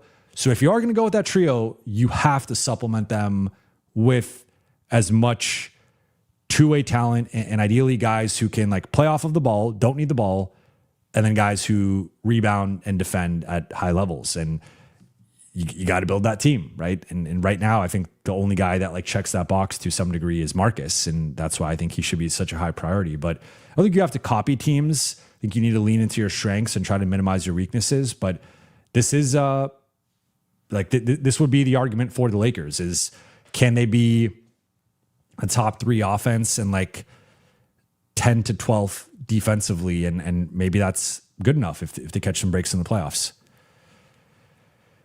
Kevin Austin, thank you for the super chat. Seeing Spurs chatter about trade with Lakers for Luka and giving Bryant, Fox, and 4 first rounders. Obviously, LA doesn't do that, but any concerns about Austin? Do you think Rui concern is real? Yeah, I mean, would not do that trade at all if I'm the Lakers. Because you also have to remember, I mean, already like Carter Bryant and De'Aaron Fox for Luka, like that's. I think the version of. I like Carter Bryant. So, I mean, the version of AD that was traded for Luka is better than De'Aaron Fox. Now, Carter Bryant, I still would I don't know. I'm not even going to try and litigate that. But 4 first rounders, what are the picks? And like, if they're the Spurs picks, okay, well, you just gifted Luka to the Spurs, and now they're going to have Luka, Harper, Castle, and Wemby. And like, cool, you're going to be drafting 30th for the next X amount of picks. Like, you know, it's nice to get first rounders, but if the Lakers were going to move off of Luka, that would not be the trade package I would want. And the whole point of getting the picks is to get the Luka. So any chatter about that, I mean, I don't know where that's coming from, but I do not believe. I mean, that's nowhere near the type of package that the Lakers would need, and the Lakers are not trying to trade Luka. Any concerns about Austin and Rui concern? I'm not quite sure what you mean by this. The thing I said, I did slew a show on Friday, and I will repeat this. I think the goal with Austin's next contract should be a number that allows the Lakers future flexibility in terms of, like, I made this point before, but because Austin's staying on his cap hold, if you sign him to a $48 million deal versus a $30 million deal, it's an $18 million difference. Technically, you'd be starting out at 41. So like it's really an $11 million difference, at least in year one. But like, let's just say for argument's sake, we'll go with the $11 million. That's not really changing what the Lakers do this summer, because they're going to be operating with Austin, whether they go above the cap or under the cap, they're going to be operating with Austin on that cap hold until they make their moves. So Austin's final number for this particular season doesn't really matter. However, it will matter in the future. And so for the Lakers, like, you want it at a low enough number where you want it at a number where you just feel good about it. You don't want to feel like, oh, well, Austin kind of had leverage on us. Austin used the market against us. We had to overpay Austin, and we just don't feel great about that. Like, you don't want to be in that position. That's the first thing. Second thing is, on the Austin side, if Austin is getting all this max level attention, ideally you can leverage your relationship with Austin and be like, hey, you know, there's a reason why you came here in 2021 and you and your team picked us. You have benefited a ton from being in LA, being a Laker, playing with LeBron, playing with Luka. You were on the 2023 World Cup team. You got your shoe deal. Like, being in LA is good for you. We can pay you that much, but for the future, we would like you to take a slight haircut on that. Can we pay you 38 or 40 instead of the 44 AAV? Get him on a discount, but it's not a number where you're saying, here's 30 million, here's 35. And if you're offering 30 and someone's offering 44, that's a slap in the face. That's disrespectful. So like, the market will influence what LA offers to some degree, but you got to find that point. And I've said this similarly when we talk about LeBron's contract. Like, what's the point where the Lakers are comfortable with it, but it's not disrespectful to the player? And that is only a number that the Lakers in Austin will know, and we'll see what that ends up being. Then the third thing would be, and sort of related to the first thing, whatever number that ends up being, ideally it's a number that if the Austin situation does not work, whether he doesn't continue to improve, or you just decide ultimately, hey, we don't really believe in the Luka Austin pairing. Maybe you go through one more season. Lakers lose in round 1, they lose in round 2. It's just clear there's a limitation there. Then that 2027 summer, you look to flip Austin. If that number's too high, or the higher that number is, the more difficult it is to get off of that contract. So that would be the only thing there of like, what's the number the Lakers are comfortable with? What's the number that Austin is happy with and doesn't feel disrespected with? And what's the number that you could potentially flip in the future? I think that's somewhere in that $38 to $40 million range. I think it's probably going to end up being around 40 and some type of 5-year, $200 million deal, but we shall see. In terms of the Rui concern, I don't know which way you're going with this. If you're saying Rui concern in terms of losing him, I think the Lakers are in the driver's seat with Rui. If they so choose, they can offer him more than that non-taxpayer. They can extend him if they want to keep Rui. So I think it's really up to the Lakers in terms of whether they want to keep Rui or not. I think Rui wants to stay. So it just comes down to their alternatives and how much they value Rui.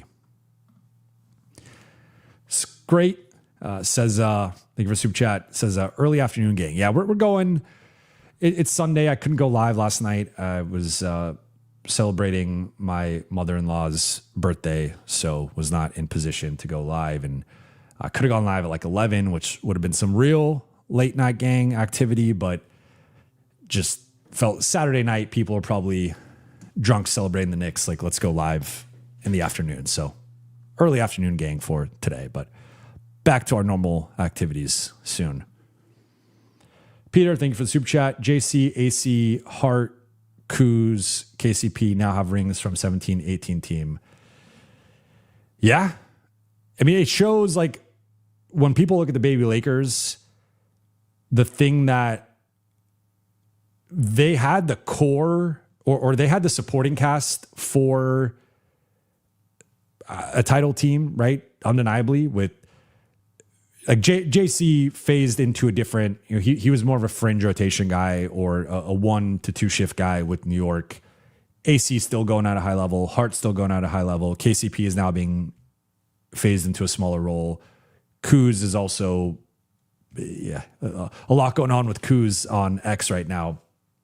But if you go back to that team and you could throw in BI, you could throw in D'Lo, you could throw in Julius Randle, and now we're talking about multiple iterations of that Lakers from it was Zubats 16 to 18. I think each of those guys has proven themselves at the NBA level, like Larry Nance Jr. as well.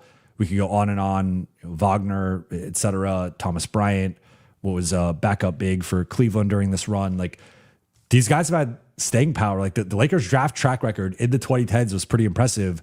The one thing that they screwed up was they did not get I think a true number 1 or number 2. All of the guys they drafted were at best number 3s. Like, I think the best version of a Julius Randle or a Brandon Ingram is a number 3, not really a number 2.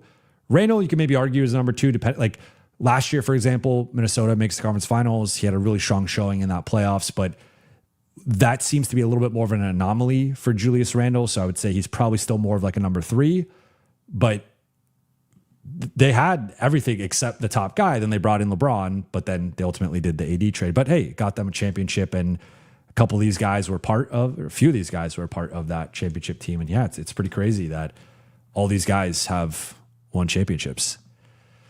BT Kingsley, thank you for the super chat. Luka, AR, Peyton Watson, Bobby Portis, Nick Claxton, Robert Williams III, Marcus Smart, Jackson Hayes, Matisse Thybulle, Kelly Oubre. All right, let's break this down. So you really, and so I'm glad we're seeing the full picture here, because you had shown part, and I think you had Keon Ellis earlier, so we could throw Keon Ellis in here as like a fringe rotation guy.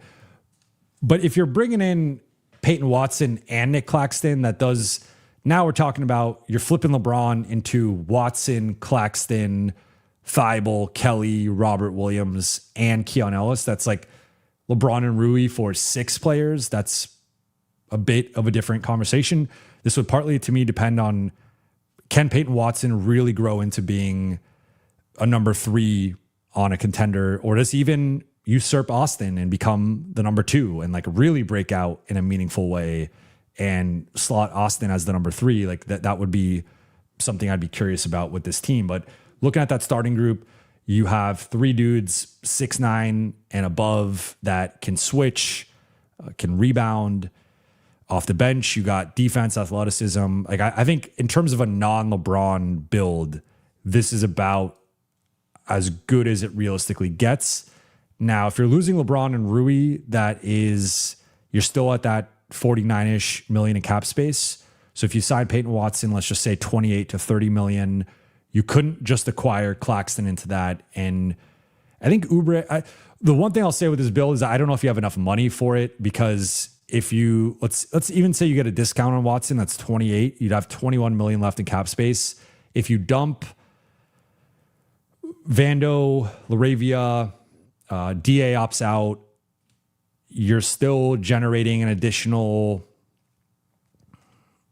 if you trade DK2, that's still an additional 30 million. So yeah, you're at like 51 million here for Claxton, who's making in the mid 20s. And then you have to keep Robert Williams, Marcus, Thybulle, and Kelly all for about $30 million.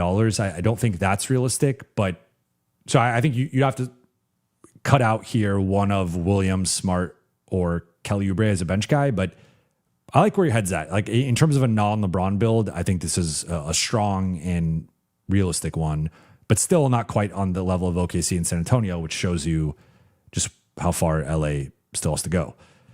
Cammy, thank you for the super chat. Suns might let Williams walk good as backup center. I think there's a lot of bad blood there, to be completely honest. Or at least from the Williams side, he's taken some shots at the Lakers over the years. And remember when they lost to Minnesota, he tweeted, I think it was like a smiling emoji or something like that, laughing emoji. So money talks. And if the Lakers are offering him the best contract, the best situation, sure.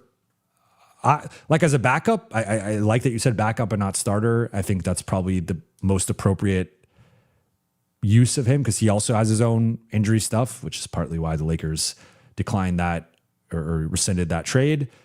As a backup, I would take, like, if we put the history to the side, I would take him as a backup option easily. And if you had a better starter plus Williams and Jackson, and you went with like a 3-person committee, I'm cool with that. I just have a hard time seeing him overlooking the history there. Musel K follows up here. Hi, Jovan. Can't compare JB and Cat with AR and Luka. I know neither is a good defender, but Cat is a center and more athletic than those 3, so that makes a difference. That's fair. Like, I just more so mean the general limitation. Like, I just think like JB and Cat have certain defense limitations. It's more so like the starting point that you're at of, if you are building a championship roster, which the Knicks did and the Lakers aspire to do, if you're starting at it, if you're coming at it from a place of JB and Cat together or AR and Luka together, I think the goal needs to be AR and Luka are your 2 worst defenders in the lineup. JB and Cat are your 2 worst defenders in the lineup. And everybody else is above average, ideally good or better, but at a minimum above average or better. The Lakers have not built a starting group where the rest of the lineup is above average or better. They, depending on the configuration of the starting group, arguably have two below average players in that starting configuration defensively. So I just think that it's more so like a general roster building approach and philosophy rather than like there's a ton of differences between JB and Cat and Austin and Luka. We could go into like draft pedigree. We could go into playing style. We could go into like Cat is a former first overall pick. Austin's an undrafted player. Like there's a ton of differences between the players in terms of their makeup, their playing style, their production, all their contracts, all these things. But I just think in general, having two offensive foundational pillars, if they have some defensive limitations, the goal then needs to be build out the best possible defensive lineup around them. That's just my broader point with these two. Then Musical K420, would you sign and trade Austin to Atlanta for the 8th pick and Dyson? I would not. I don't think that's enough for Austin. I think you would have to throw in more for me to bite on that. Just because depends, of course, like who the 8th pick is. And I know it's a very deep, top heavy draft. It's not a top 4 pick, which top 4 pick, you get me to think here. But I think my opinion would be that Austin will be a better player next year and help the Lakers more, definitely in the regular season, playoffs TBD, compared to whoever the 8th pick or Dyson Daniels. So I just think you'd be taking, I think if you lose, I'll continue to say, if you lose Austin or LeBron, I don't think you just replace that by committee. I think that's the wrong approach. I think you need, so I guess if you're going to do something like this, you need to go out and get another high level offensive player. Like that's we could go back to like one of the first questions I got about copying the Knicks and do you not pay for a secondary ball handler and then lean on like these cheaper guards. But the point I made was like, okay, but they have $135 million tied up in Cat is a former number 1 pick who's been a multi-time All-NBA guy, multi-time All-Star, consensus like top 20 player in the league. Then you have OG Anunoby, who turned into Kawhi Leonard light for a large stretch of this postseason run and was performing as one of the best two-way players in the league. And then you have Mikal Bridges, who's a guy you gave up 5 picks for, who's also been a guy in that 18, 20 point range. So like they don't have the secondary ball handler on paper, right? And at times I actually think that hurt them. That was partly why they went to Jose Alvarado in the second half of game 4. But they have a ton of offensive firepower in the front court. So it's like, I think that's the part that sometimes when people talk about replacing Austin or replacing LeBron, they forget, like, okay, go more defensive minded in the backcourt, go more cheaper guards. You still need an Austin level offensive player in the front court or better to replace him. If you just like that, so that's, I know I'm repeating myself a little bit here or kind of talking in circles with potentially replacing Austin or LeBron, but I'm not, some of these moves, it's hard to evaluate in a vacuum without knowing what you're also doing to the roster. But if you are just simply taking Austin off and adding a rookie and Dyson Daniels, I think you are objectively a worse offensive team. And right now, the Lakers' strength and superpower is their offense. So if you tell me you're going to go replace, you're going to go get Trey Murphy, you're going to go get someone else that's a high level front court player, okay, that's a different conversation. But if it's just this, and then you kind of operate normally with the rest of the roster build, I think that's a downgrade. Then Musical K, another one, says, I was so disappointed of Wendy was making excuses for Luka. Luka went against a better team and lost, and his co-star was a no-show, but he annihilated, or excuses for the alien. Luka went against a better team, lost. His co-star was a no-show, but he annihilated Luka, not Wemby.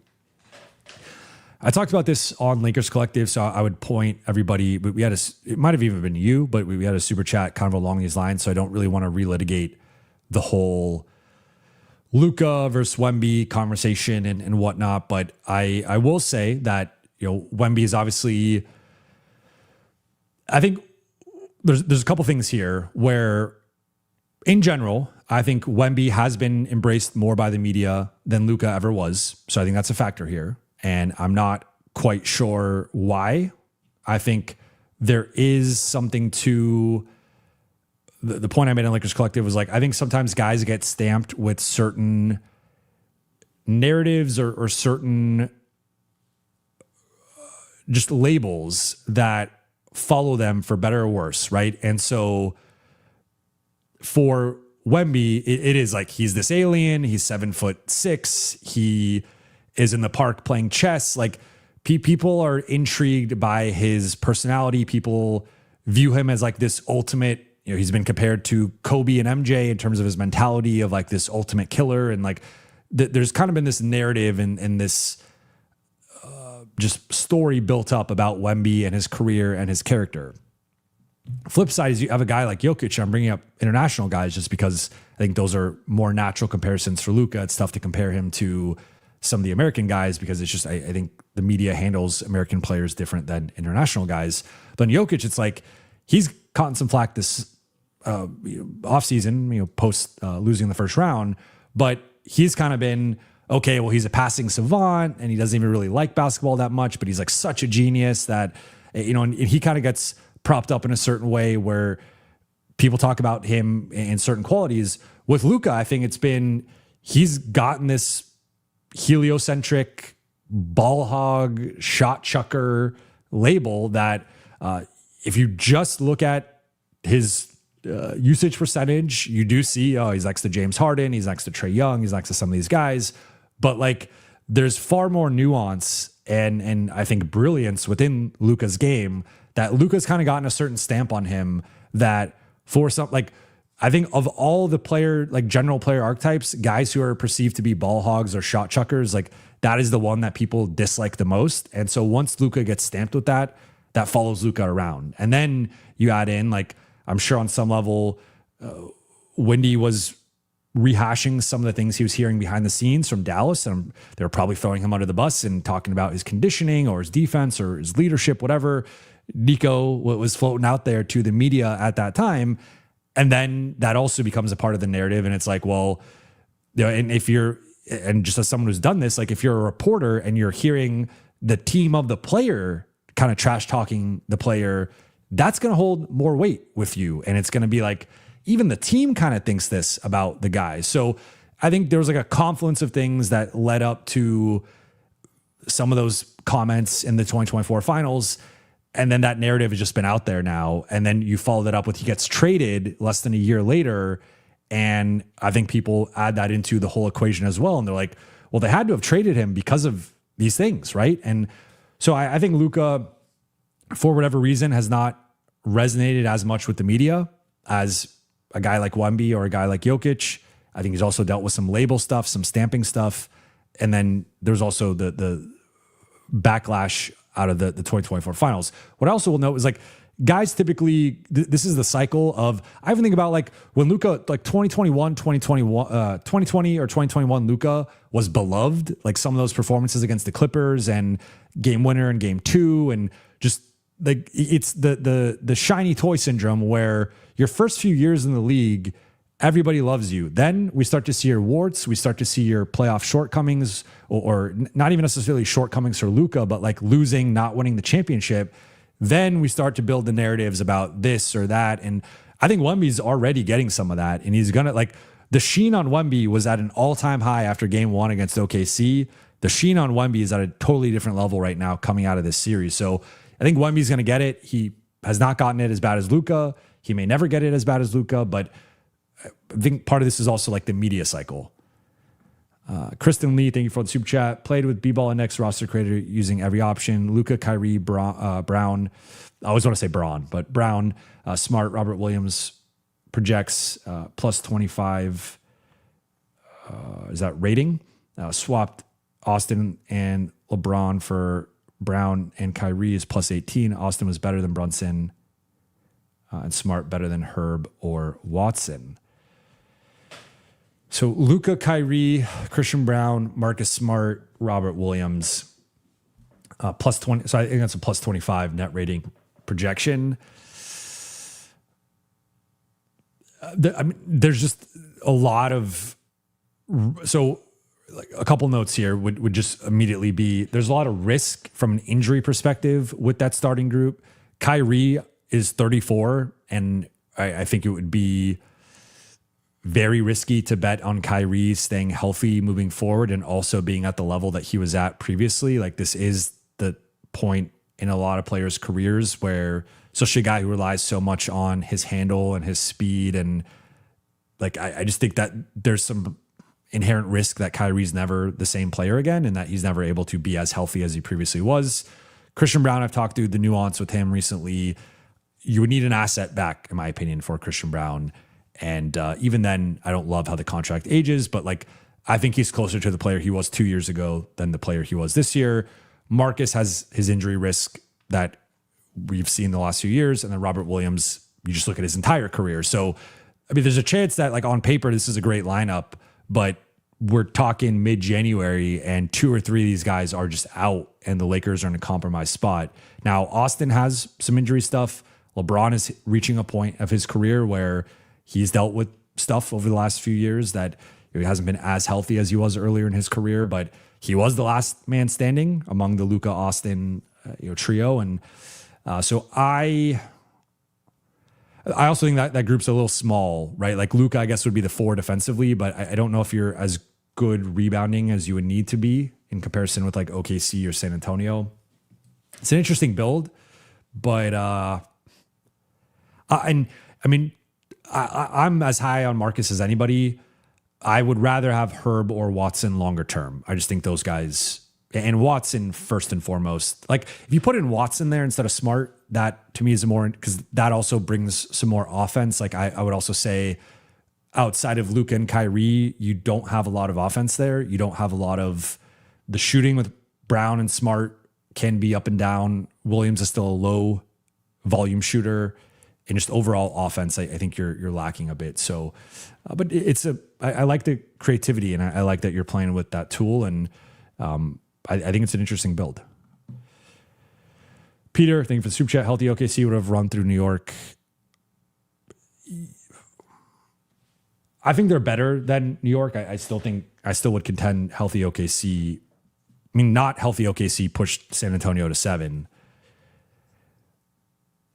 Yeah, I would say I would probably, if you told me J-Dub is 100% healthy and available and AJ Mitchell is 100% healthy and available, or like 85, 90%, as close to 100% as you can be late in the season, I think OKC wins at 5 or 6. Musil K, 420, thank you for the super chat. 4 or 5 year max is a bad deal for LA. LA should sign and trade. So one thing with this, and I want to be clear on this, if Austin is signing anything other than the 5-year, $241 million deal, that is technically not the max, because I keep seeing when we talk about Austin's contract and whether it's 38 million or 40 or 42, whatever the AAV is, that is not the max. So I just, that's a technicality. And you could argue that 40 is like your version of a max for Austin based on how much you think he's worth. But I just want to be clear on that like technically, if Austin is not signing a 5-year, $241 million deal with the Lakers, that is not the max. The max is 5 years. Like that would be giving Austin the max, which I am not advocating for. I think that is too much. I think 48 AAV is too much.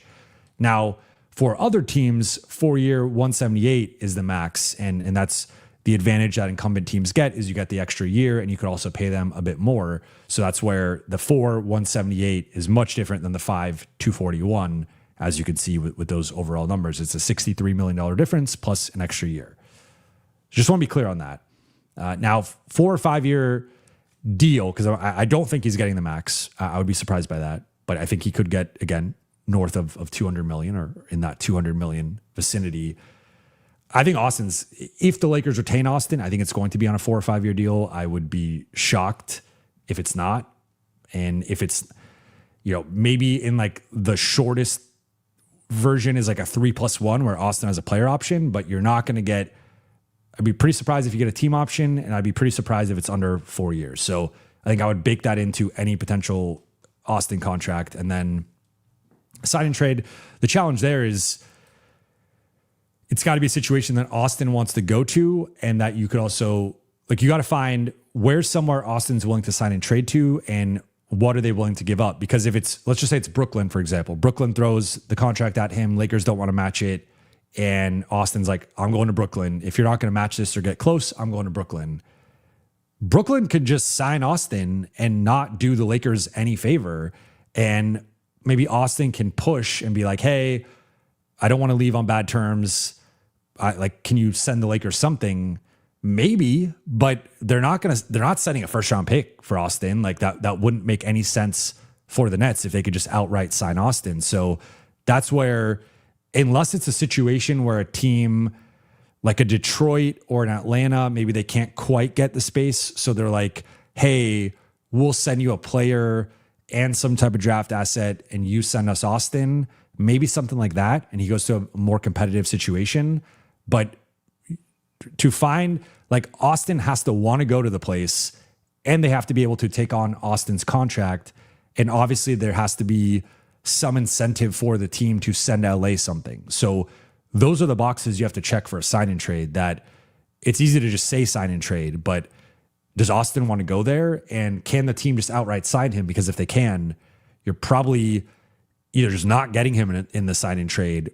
Because also, if you sign and trade for Austin, you get hard capped at the first apron. So that's the other thing here is, like, for Brooklyn, for example, I mean, Brooklyn, it might not matter, but teams like Detroit and Atlanta that could be pushing up against that first or second apron, there's a big difference in being hard capped at the first apron versus being hard capped at the second apron versus not being hard capped at all.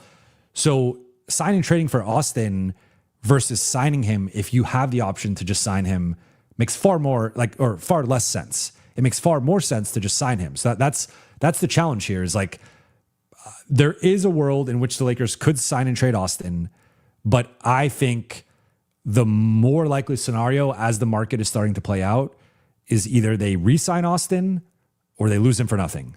And between those two, I think you have to re-sign him. I think if you lose him for nothing, that is terrible asset management. Musical K420 says, in my opinion, if LA doesn't do anything, Luka is gone to Spurs. I don't think that would be this summer, but certainly if they don't do anything and they basically have the same season as this past year, or maybe even regress a bit, then the pressure will be on. Lenny Hendo, thank you for the super chat. Yo, from Vegas. First baby's on the way in a few weeks. Any advice? Also, does Rob request draft rights if it's a boy and I name him Kobe? I love that last part. That's well, first off, congratulations. That is amazing news. That is so exciting. And I am happy for you and your family. And that is incredible. So first few weeks, or a few weeks away, my advice would just be to take as much time as you can off. Everyone's paternity leave situation is different in terms of some places have it, some places don't, some places it's a certain amount of time. But I would say really be there with, I don't know if it's your wife or your partner or your girlfriend, but whatever it is, be there and spend as much time as you can, because you will never get that time back. You will never get that moment back. And when you are an old man looking back on your life, that is going to be the most important thing, not whether you got the promotion, whether you hit your quarter goal or whatever. You're going to remember that time when your kid was a newborn, and it goes by in the snap of a finger. So, they will eventually be an adult, and even then they'll continue to evolve as we all do, right? But those, just each phase of them as a baby into being a toddler and then a little kid and then a kid, that, it's so valuable. So I would say really, and it's also coming at a good time in terms of the NBA schedule, at least, I would say that. I'm always thinking about that. mid-July, you're not missing much. So you could take a couple months and like not have to worry what are the Lakers doing or you know, whatever. So I think that's awesome. Congratulations. And yeah, if you do name him Kobe, he could be what it would be 2044, could be class of 2024. I mean 2044. He'll be a prospect on the Lakers radar. All right, a few more here. Linu, thank you for the super chat. Hi, Jovan. Do you think the Lakers will look to get in on the Jaylen Brown Giannis trade? And now the offseason starts. Yes, the offseason is here. In terms of this, I think there is actually a chance the Lakers could get involved here. And this is just speculation, so please do not aggregate this, all the aggregation accounts. But if you look at it, I think there's like the first question we have to think about is would Milwaukee want Jaylen Brown? Like, does Jaylen Brown really makes sense with what they're trying to do longer term? I would argue no, he does not. So that is its own thing of like, if you're Milwaukee, it might make more sense to flip him elsewhere. I think the most obvious situation would be some 3-team trade with Boston, Milwaukee, and Portland, because Portland has Milwaukee's picks. So if you're Portland and you could add Jaylen Brown to what you have and have some form of, and you're potentially getting Dame back this year, and maybe you have a situation where it's like, I mean, depends what the trade looks like, but if you're setting Milwaukee back, either, I forget how many, if it's like 2 or 3 picks that they have, but you send back those picks, maybe you have to send in someone else to just grease the wheels and make the trade work. But if you have some version of like Dame or Drew Holiday or Scoot Henderson, if he continues to develop, plus Tamani Kamara, Jaylen Brown, Denny Avdia, and like Donovan Clingan, or I think, Clingan, like long-term center. That's a pretty strong starting group, to say nothing of what you'd have coming off the bench, which would either be Drew or Dame. And I would assume probably Drew, depending on the state of Dame's game. Shaden Sharp, like that would be a scary team. If you just plop Jaylen Brown into the Blazers, that takes them to a different level, in my opinion. Like that might catapult them past like Houston, for example. But the Lakers can get involved as a third team, and this would be its own, like, the tricky part is you could just take on Jaylen Brown, which would be great if you add Jaylen Brown to Austin and Luka, and like that's an intriguing longer term. I think Jaylen Brown would be a great fit next to Luka. But does Milwaukee then want Austin? And that's an open-ended question. But if they do, you have to get Austin to sign off on the sign-in trade. And does Austin want to go to Milwaukee, or does he want to go to Brooklyn, or does he want to go to Atlanta, or does he want to go to Detroit? Like, that is just a question we don't have the answer for. But they could certainly get involved in it. I think what might be more realistic is, can you be the third team to help facilitate it? And I don't know if you get Jaylen Brown, but can you poach a player from either of the two rosters that just kind of makes the math work, and you get a free player? That could be a route the Lakers go. So the Lakers could either be the third team that helps facilitate trades, or they could be the third team that, hey, the team that's giving up the best thing doesn't really want the player that's coming back. Can you reroute the player to the Lakers? So on like the high level with this, that would be taking back Jaylen Brown. On a lower level, it would be, is there someone from Milwaukee or Boston that helps make the math work that the Lakers can just get potentially for free, or maybe even with an asset? That would be a nice outcome. Jay Spares, thank you for the super chat. Do you think that Wemby is getting it easier in the media than Braun did? I feel like Braun would have gotten crushed or missing free throws, etc. more. Yes. I think Wemby's gotten a lot of flack here. Some of the dirty stuff, missing the free throws, the game 2 situation. What I would also say, though, with LeBron is that, as crazy as it is to think about, I would contend that LeBron had more hype than even Wemby does right now. So I just think that, like, LeBron, from basically being a sophomore in high school, was being called the chosen one, and like on the path to, he's the guy that's going to surpass Michael Jordan. So I know Wemby's had his push of he's the next guy. He's the one that's going to take the baton. He's going to be the GOAT or one of the GOATs. And like, I get it. I see. I mean, he led a team to the finals in year 3. Like that is special. That is undeniably special. But I also just don't think, I think LeBron had like unrealistically high expectations where people wanted LeBron to be absolutely perfect.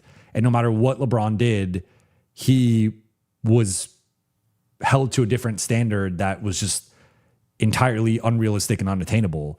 And there were times early in his career, we could go to the 2007 finals, we could go to the 2011 finals. Like there were certainly times LeBron, even 2009, 2010, like I put that more on the roster than LeBron, but like LeBron, they lose to Orlando in the conference finals, they lose to Boston in the second round.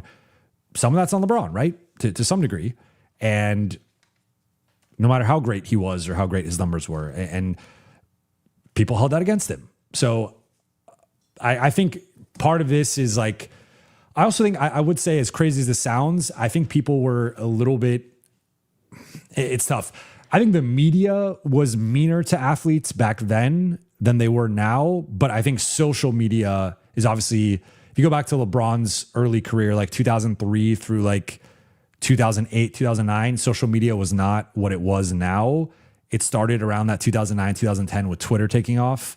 That's when everything became count the rings and ring culture. And I think social media is much worse than it was like 20 years ago. But I think, I mean, I'm not saying the media is nice to players because Wemby's gotten it, Luka's gotten it, Jokic has gotten it, Shea's gotten it. Guys are getting it from the media.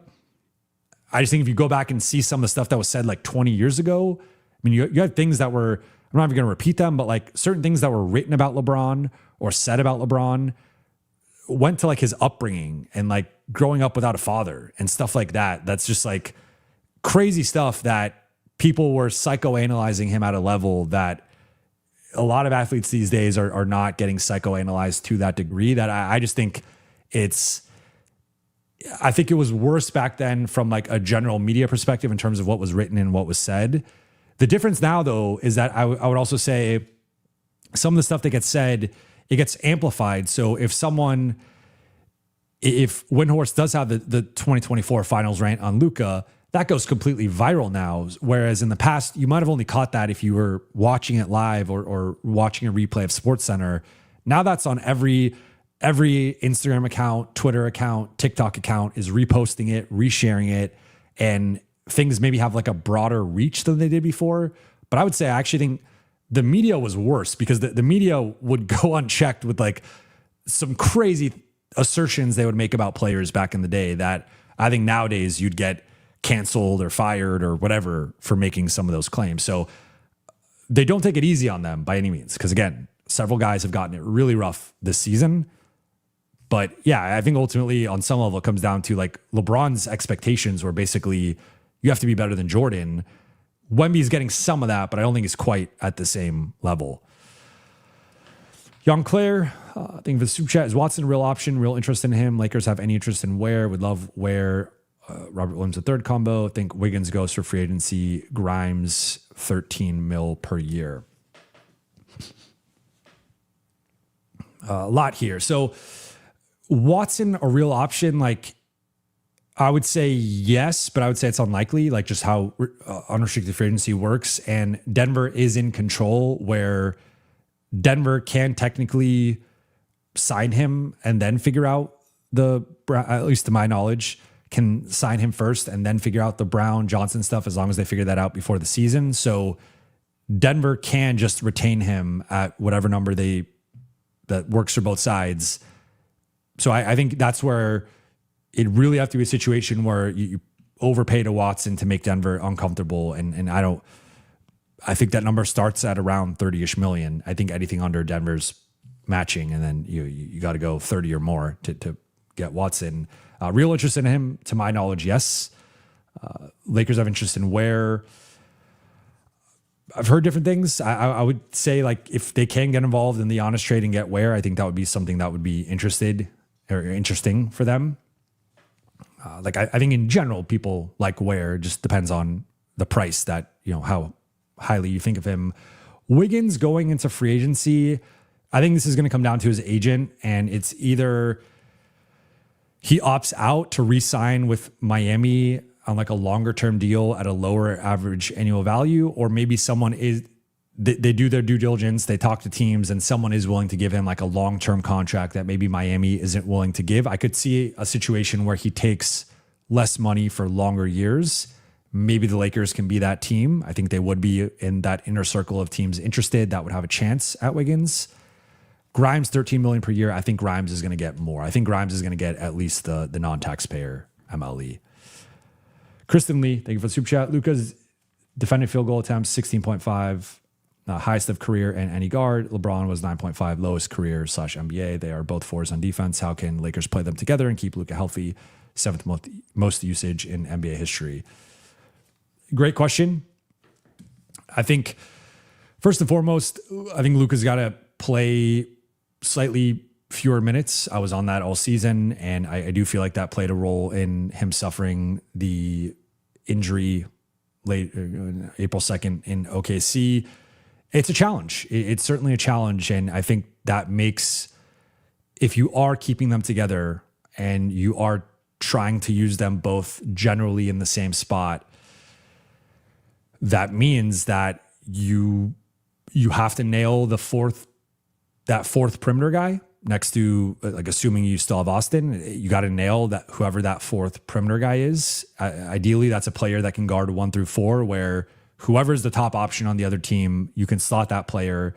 Then if it's a guard, you put Austin on the secondary guy. And then, you're going to have to figure out LeBron and Luka, who guards like the primary other forward or who guards the secondary one.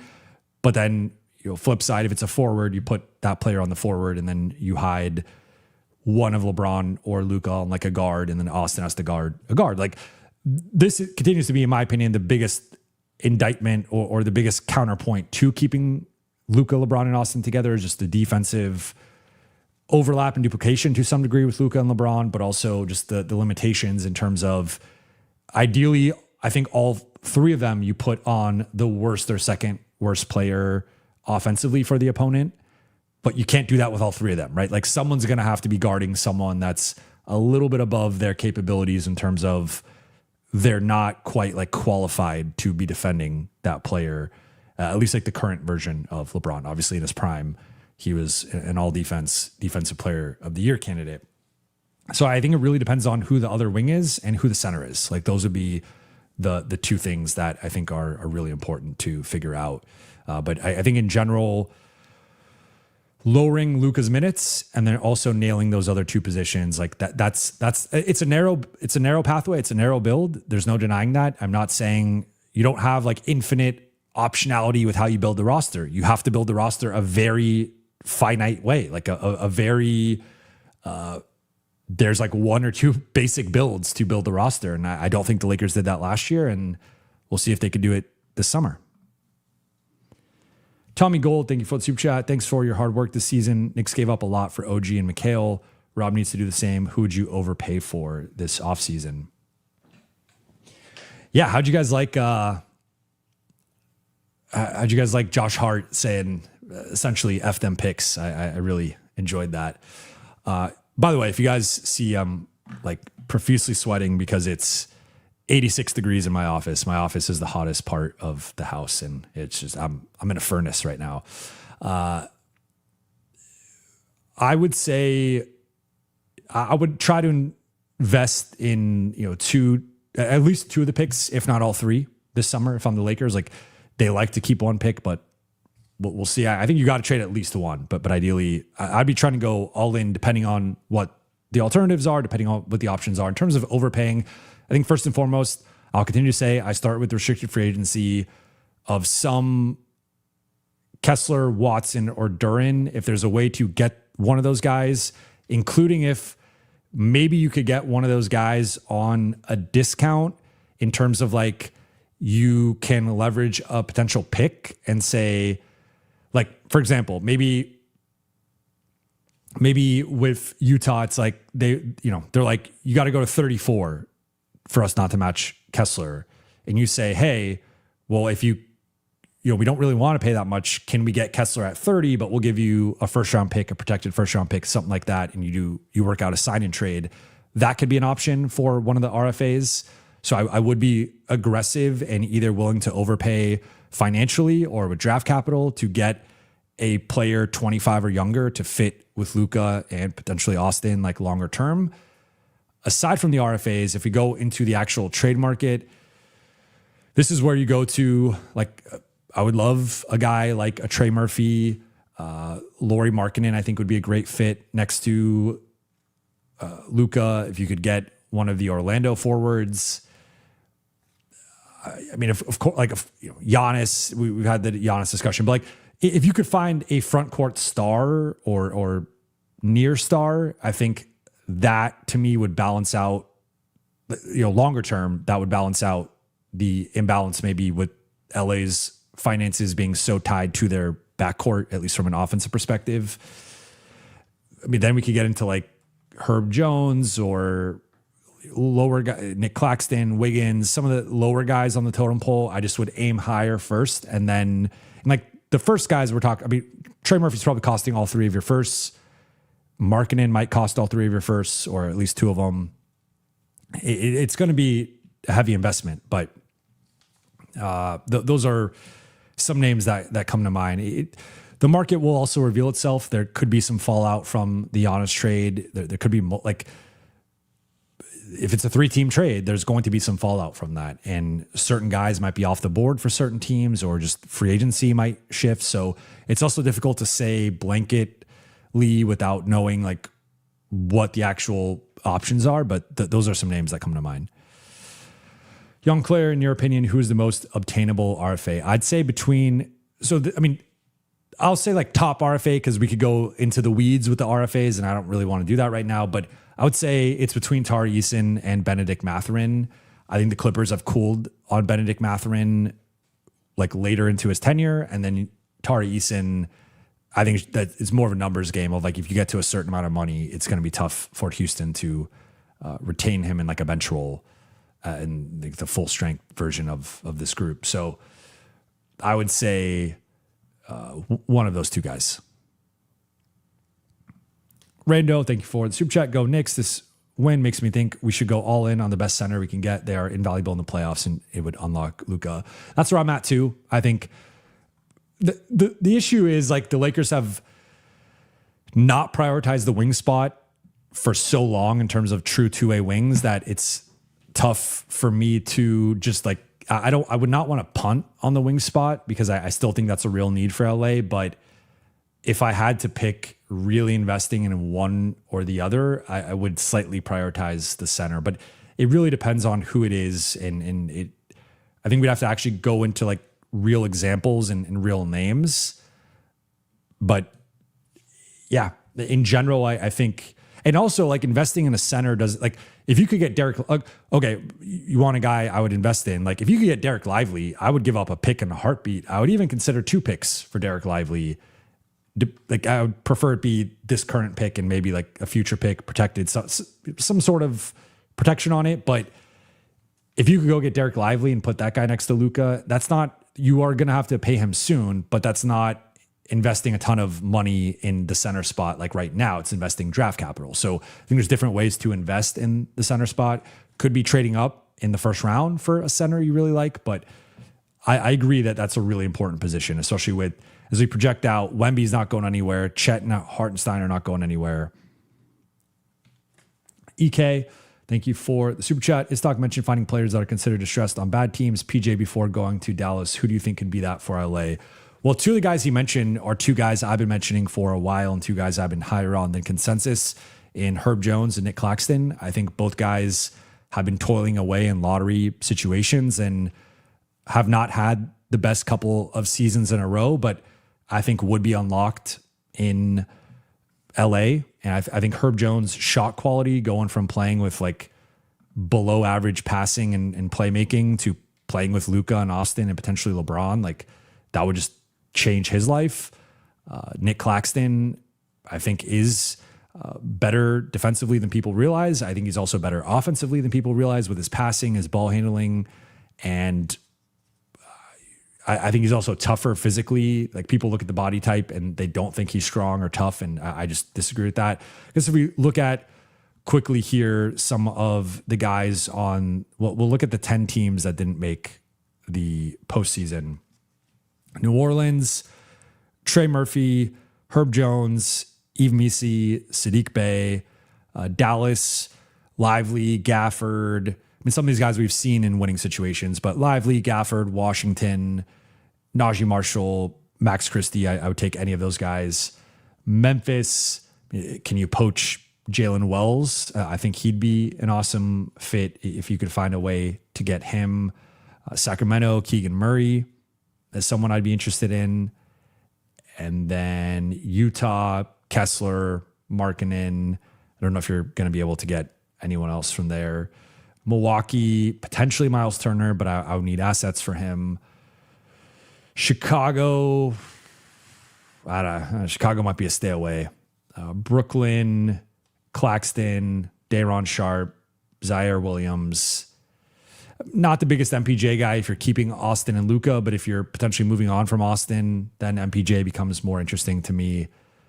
Indiana, I think, is going to be going for it, so I don't consider them in this bunch. And then Washington, I'd like AD as a buyout guy. I would not want to trade for AD's salary. And then they have Justin Champagny, who's an RFA, I believe, or I think there might be a team option. I forget, but those are some names I like on some of the lesser teams. Kendrick, thank you for the super chat. Jovan, any substantive updates on center targets? The more I think about it, the more I think Claxton is the most ideal, realistic get this offseason. No real updates, or I'll say that there's an update that, depending on how things materialize, I can talk about it more then. I don't have the liberty to talk.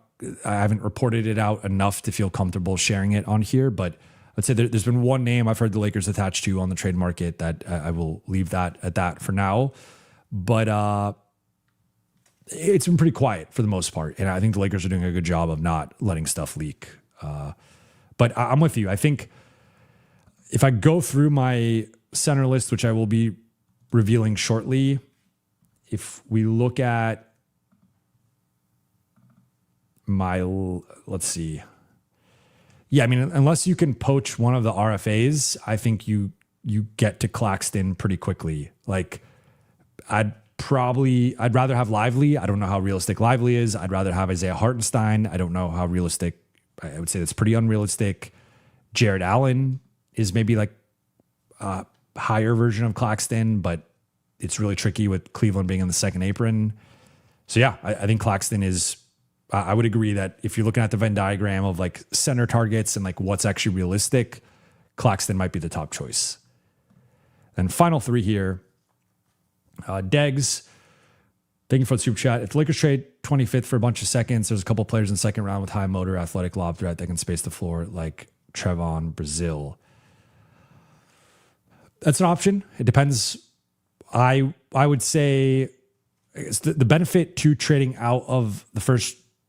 Like, I'd probably want at least two guys in the top four, like between 31 and 40, if there's a scenario in which you could do that potentially. And then with second round picks, you could obviously pay them less than first round picks. And there's a little benefit there, especially if you get a couple guys you really like. There is some risk in that because there's typically a few guys, like, I think about it worked out for LA with getting Max Christie, but like that draft, they really wanted Andrew Nembhard and he went right before them. And we've seen what Nembhard has become in Indiana, but the Lakers, like, it's just a little risky of going with the guaranteed first round pick versus some of the seconds, depending on how the second round plays out. But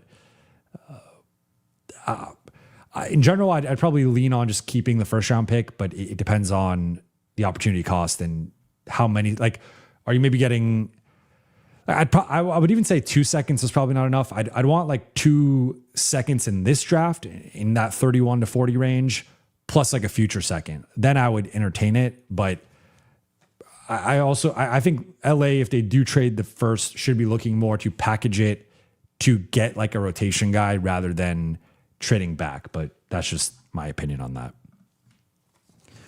Cammy, thank you for the super chat. Why did Wendy listen to Nico in the first place? Did you see Casey Smith tweeted today? He was told he didn't fit the culture. How'd that age for Nico?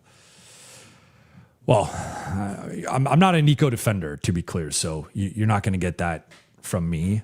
I mean, it's tough because at the time, like if we go back in time around the finals, 2024, I would say Nico, I mean, I don't remember exactly how Nico was regarded in terms of like Mavericks fans, but I would say in general, he had a positive perception. Like he just helped build a roster that made the finals, even if they came up short. He made the big trades for Gafford in Washington. So I think that was probably like the high point of Nico's public perception or public view in terms of how he was as a GM. And like, you do just carry weight. Like if Rob if you're a media member and Rob tells you something, you're going to factor that into your reporting or just your perception on something, right? Like hopefully you have a relationship where there's two-way communication and you guys can trust and believe each other. But like when you hear something from that high up, it does influence sometimes how you report things or color your commentary, just because that is someone with a certain amount of power and sway and perspective.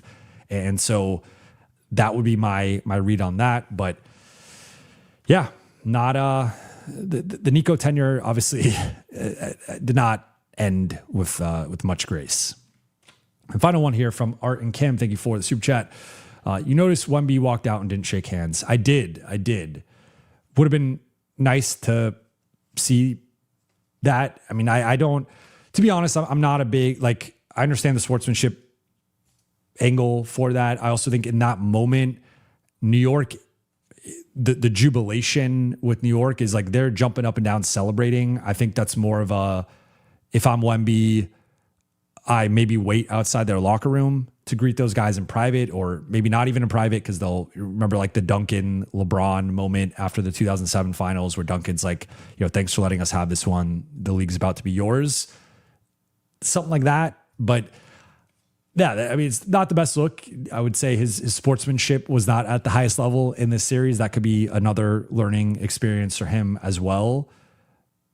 But I think in that moment, I mean, several Spurs guys walked off, and you don't want to like interrupt the celebration. Like it's kind of taking away from the moment for the Knicks. So I would say if I were in his shoes, I would look to shake hands or congratulate those guys at some point that evening in person. But I don't know if that was like the right moment, because immediately once you win the championship, you just want to be celebrating with your guys and jumping up and down and like, finding your parents, your wife, your kids. That's like becomes the thing. And then they start building the stage in that moment. So it's a lot of stuff going on immediately after the buzzer that, but sure, I think it not the best look. This series in general was not the best look for him with some of the flagrants and stuff he did. But I think it should hopefully be a learning experience for him. But shout out to the chat. Shout out to the late night gang / early afternoon gang. I went a bit longer than I anticipated. I was planning on going like 45 minutes, but here we are, 2.5 hours in.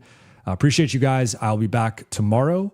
Hope you enjoy the rest of your weekend. For those watching on YouTube, please be sure to hit that subscribe button, turn on channel notifications, and like and comment on this video. For those listening on Apple Podcasts, Spotify, or your podcast platform of choice, please be sure to follow, download, and leave a 5-star review. I'll be back Monday. I will talk to you all then.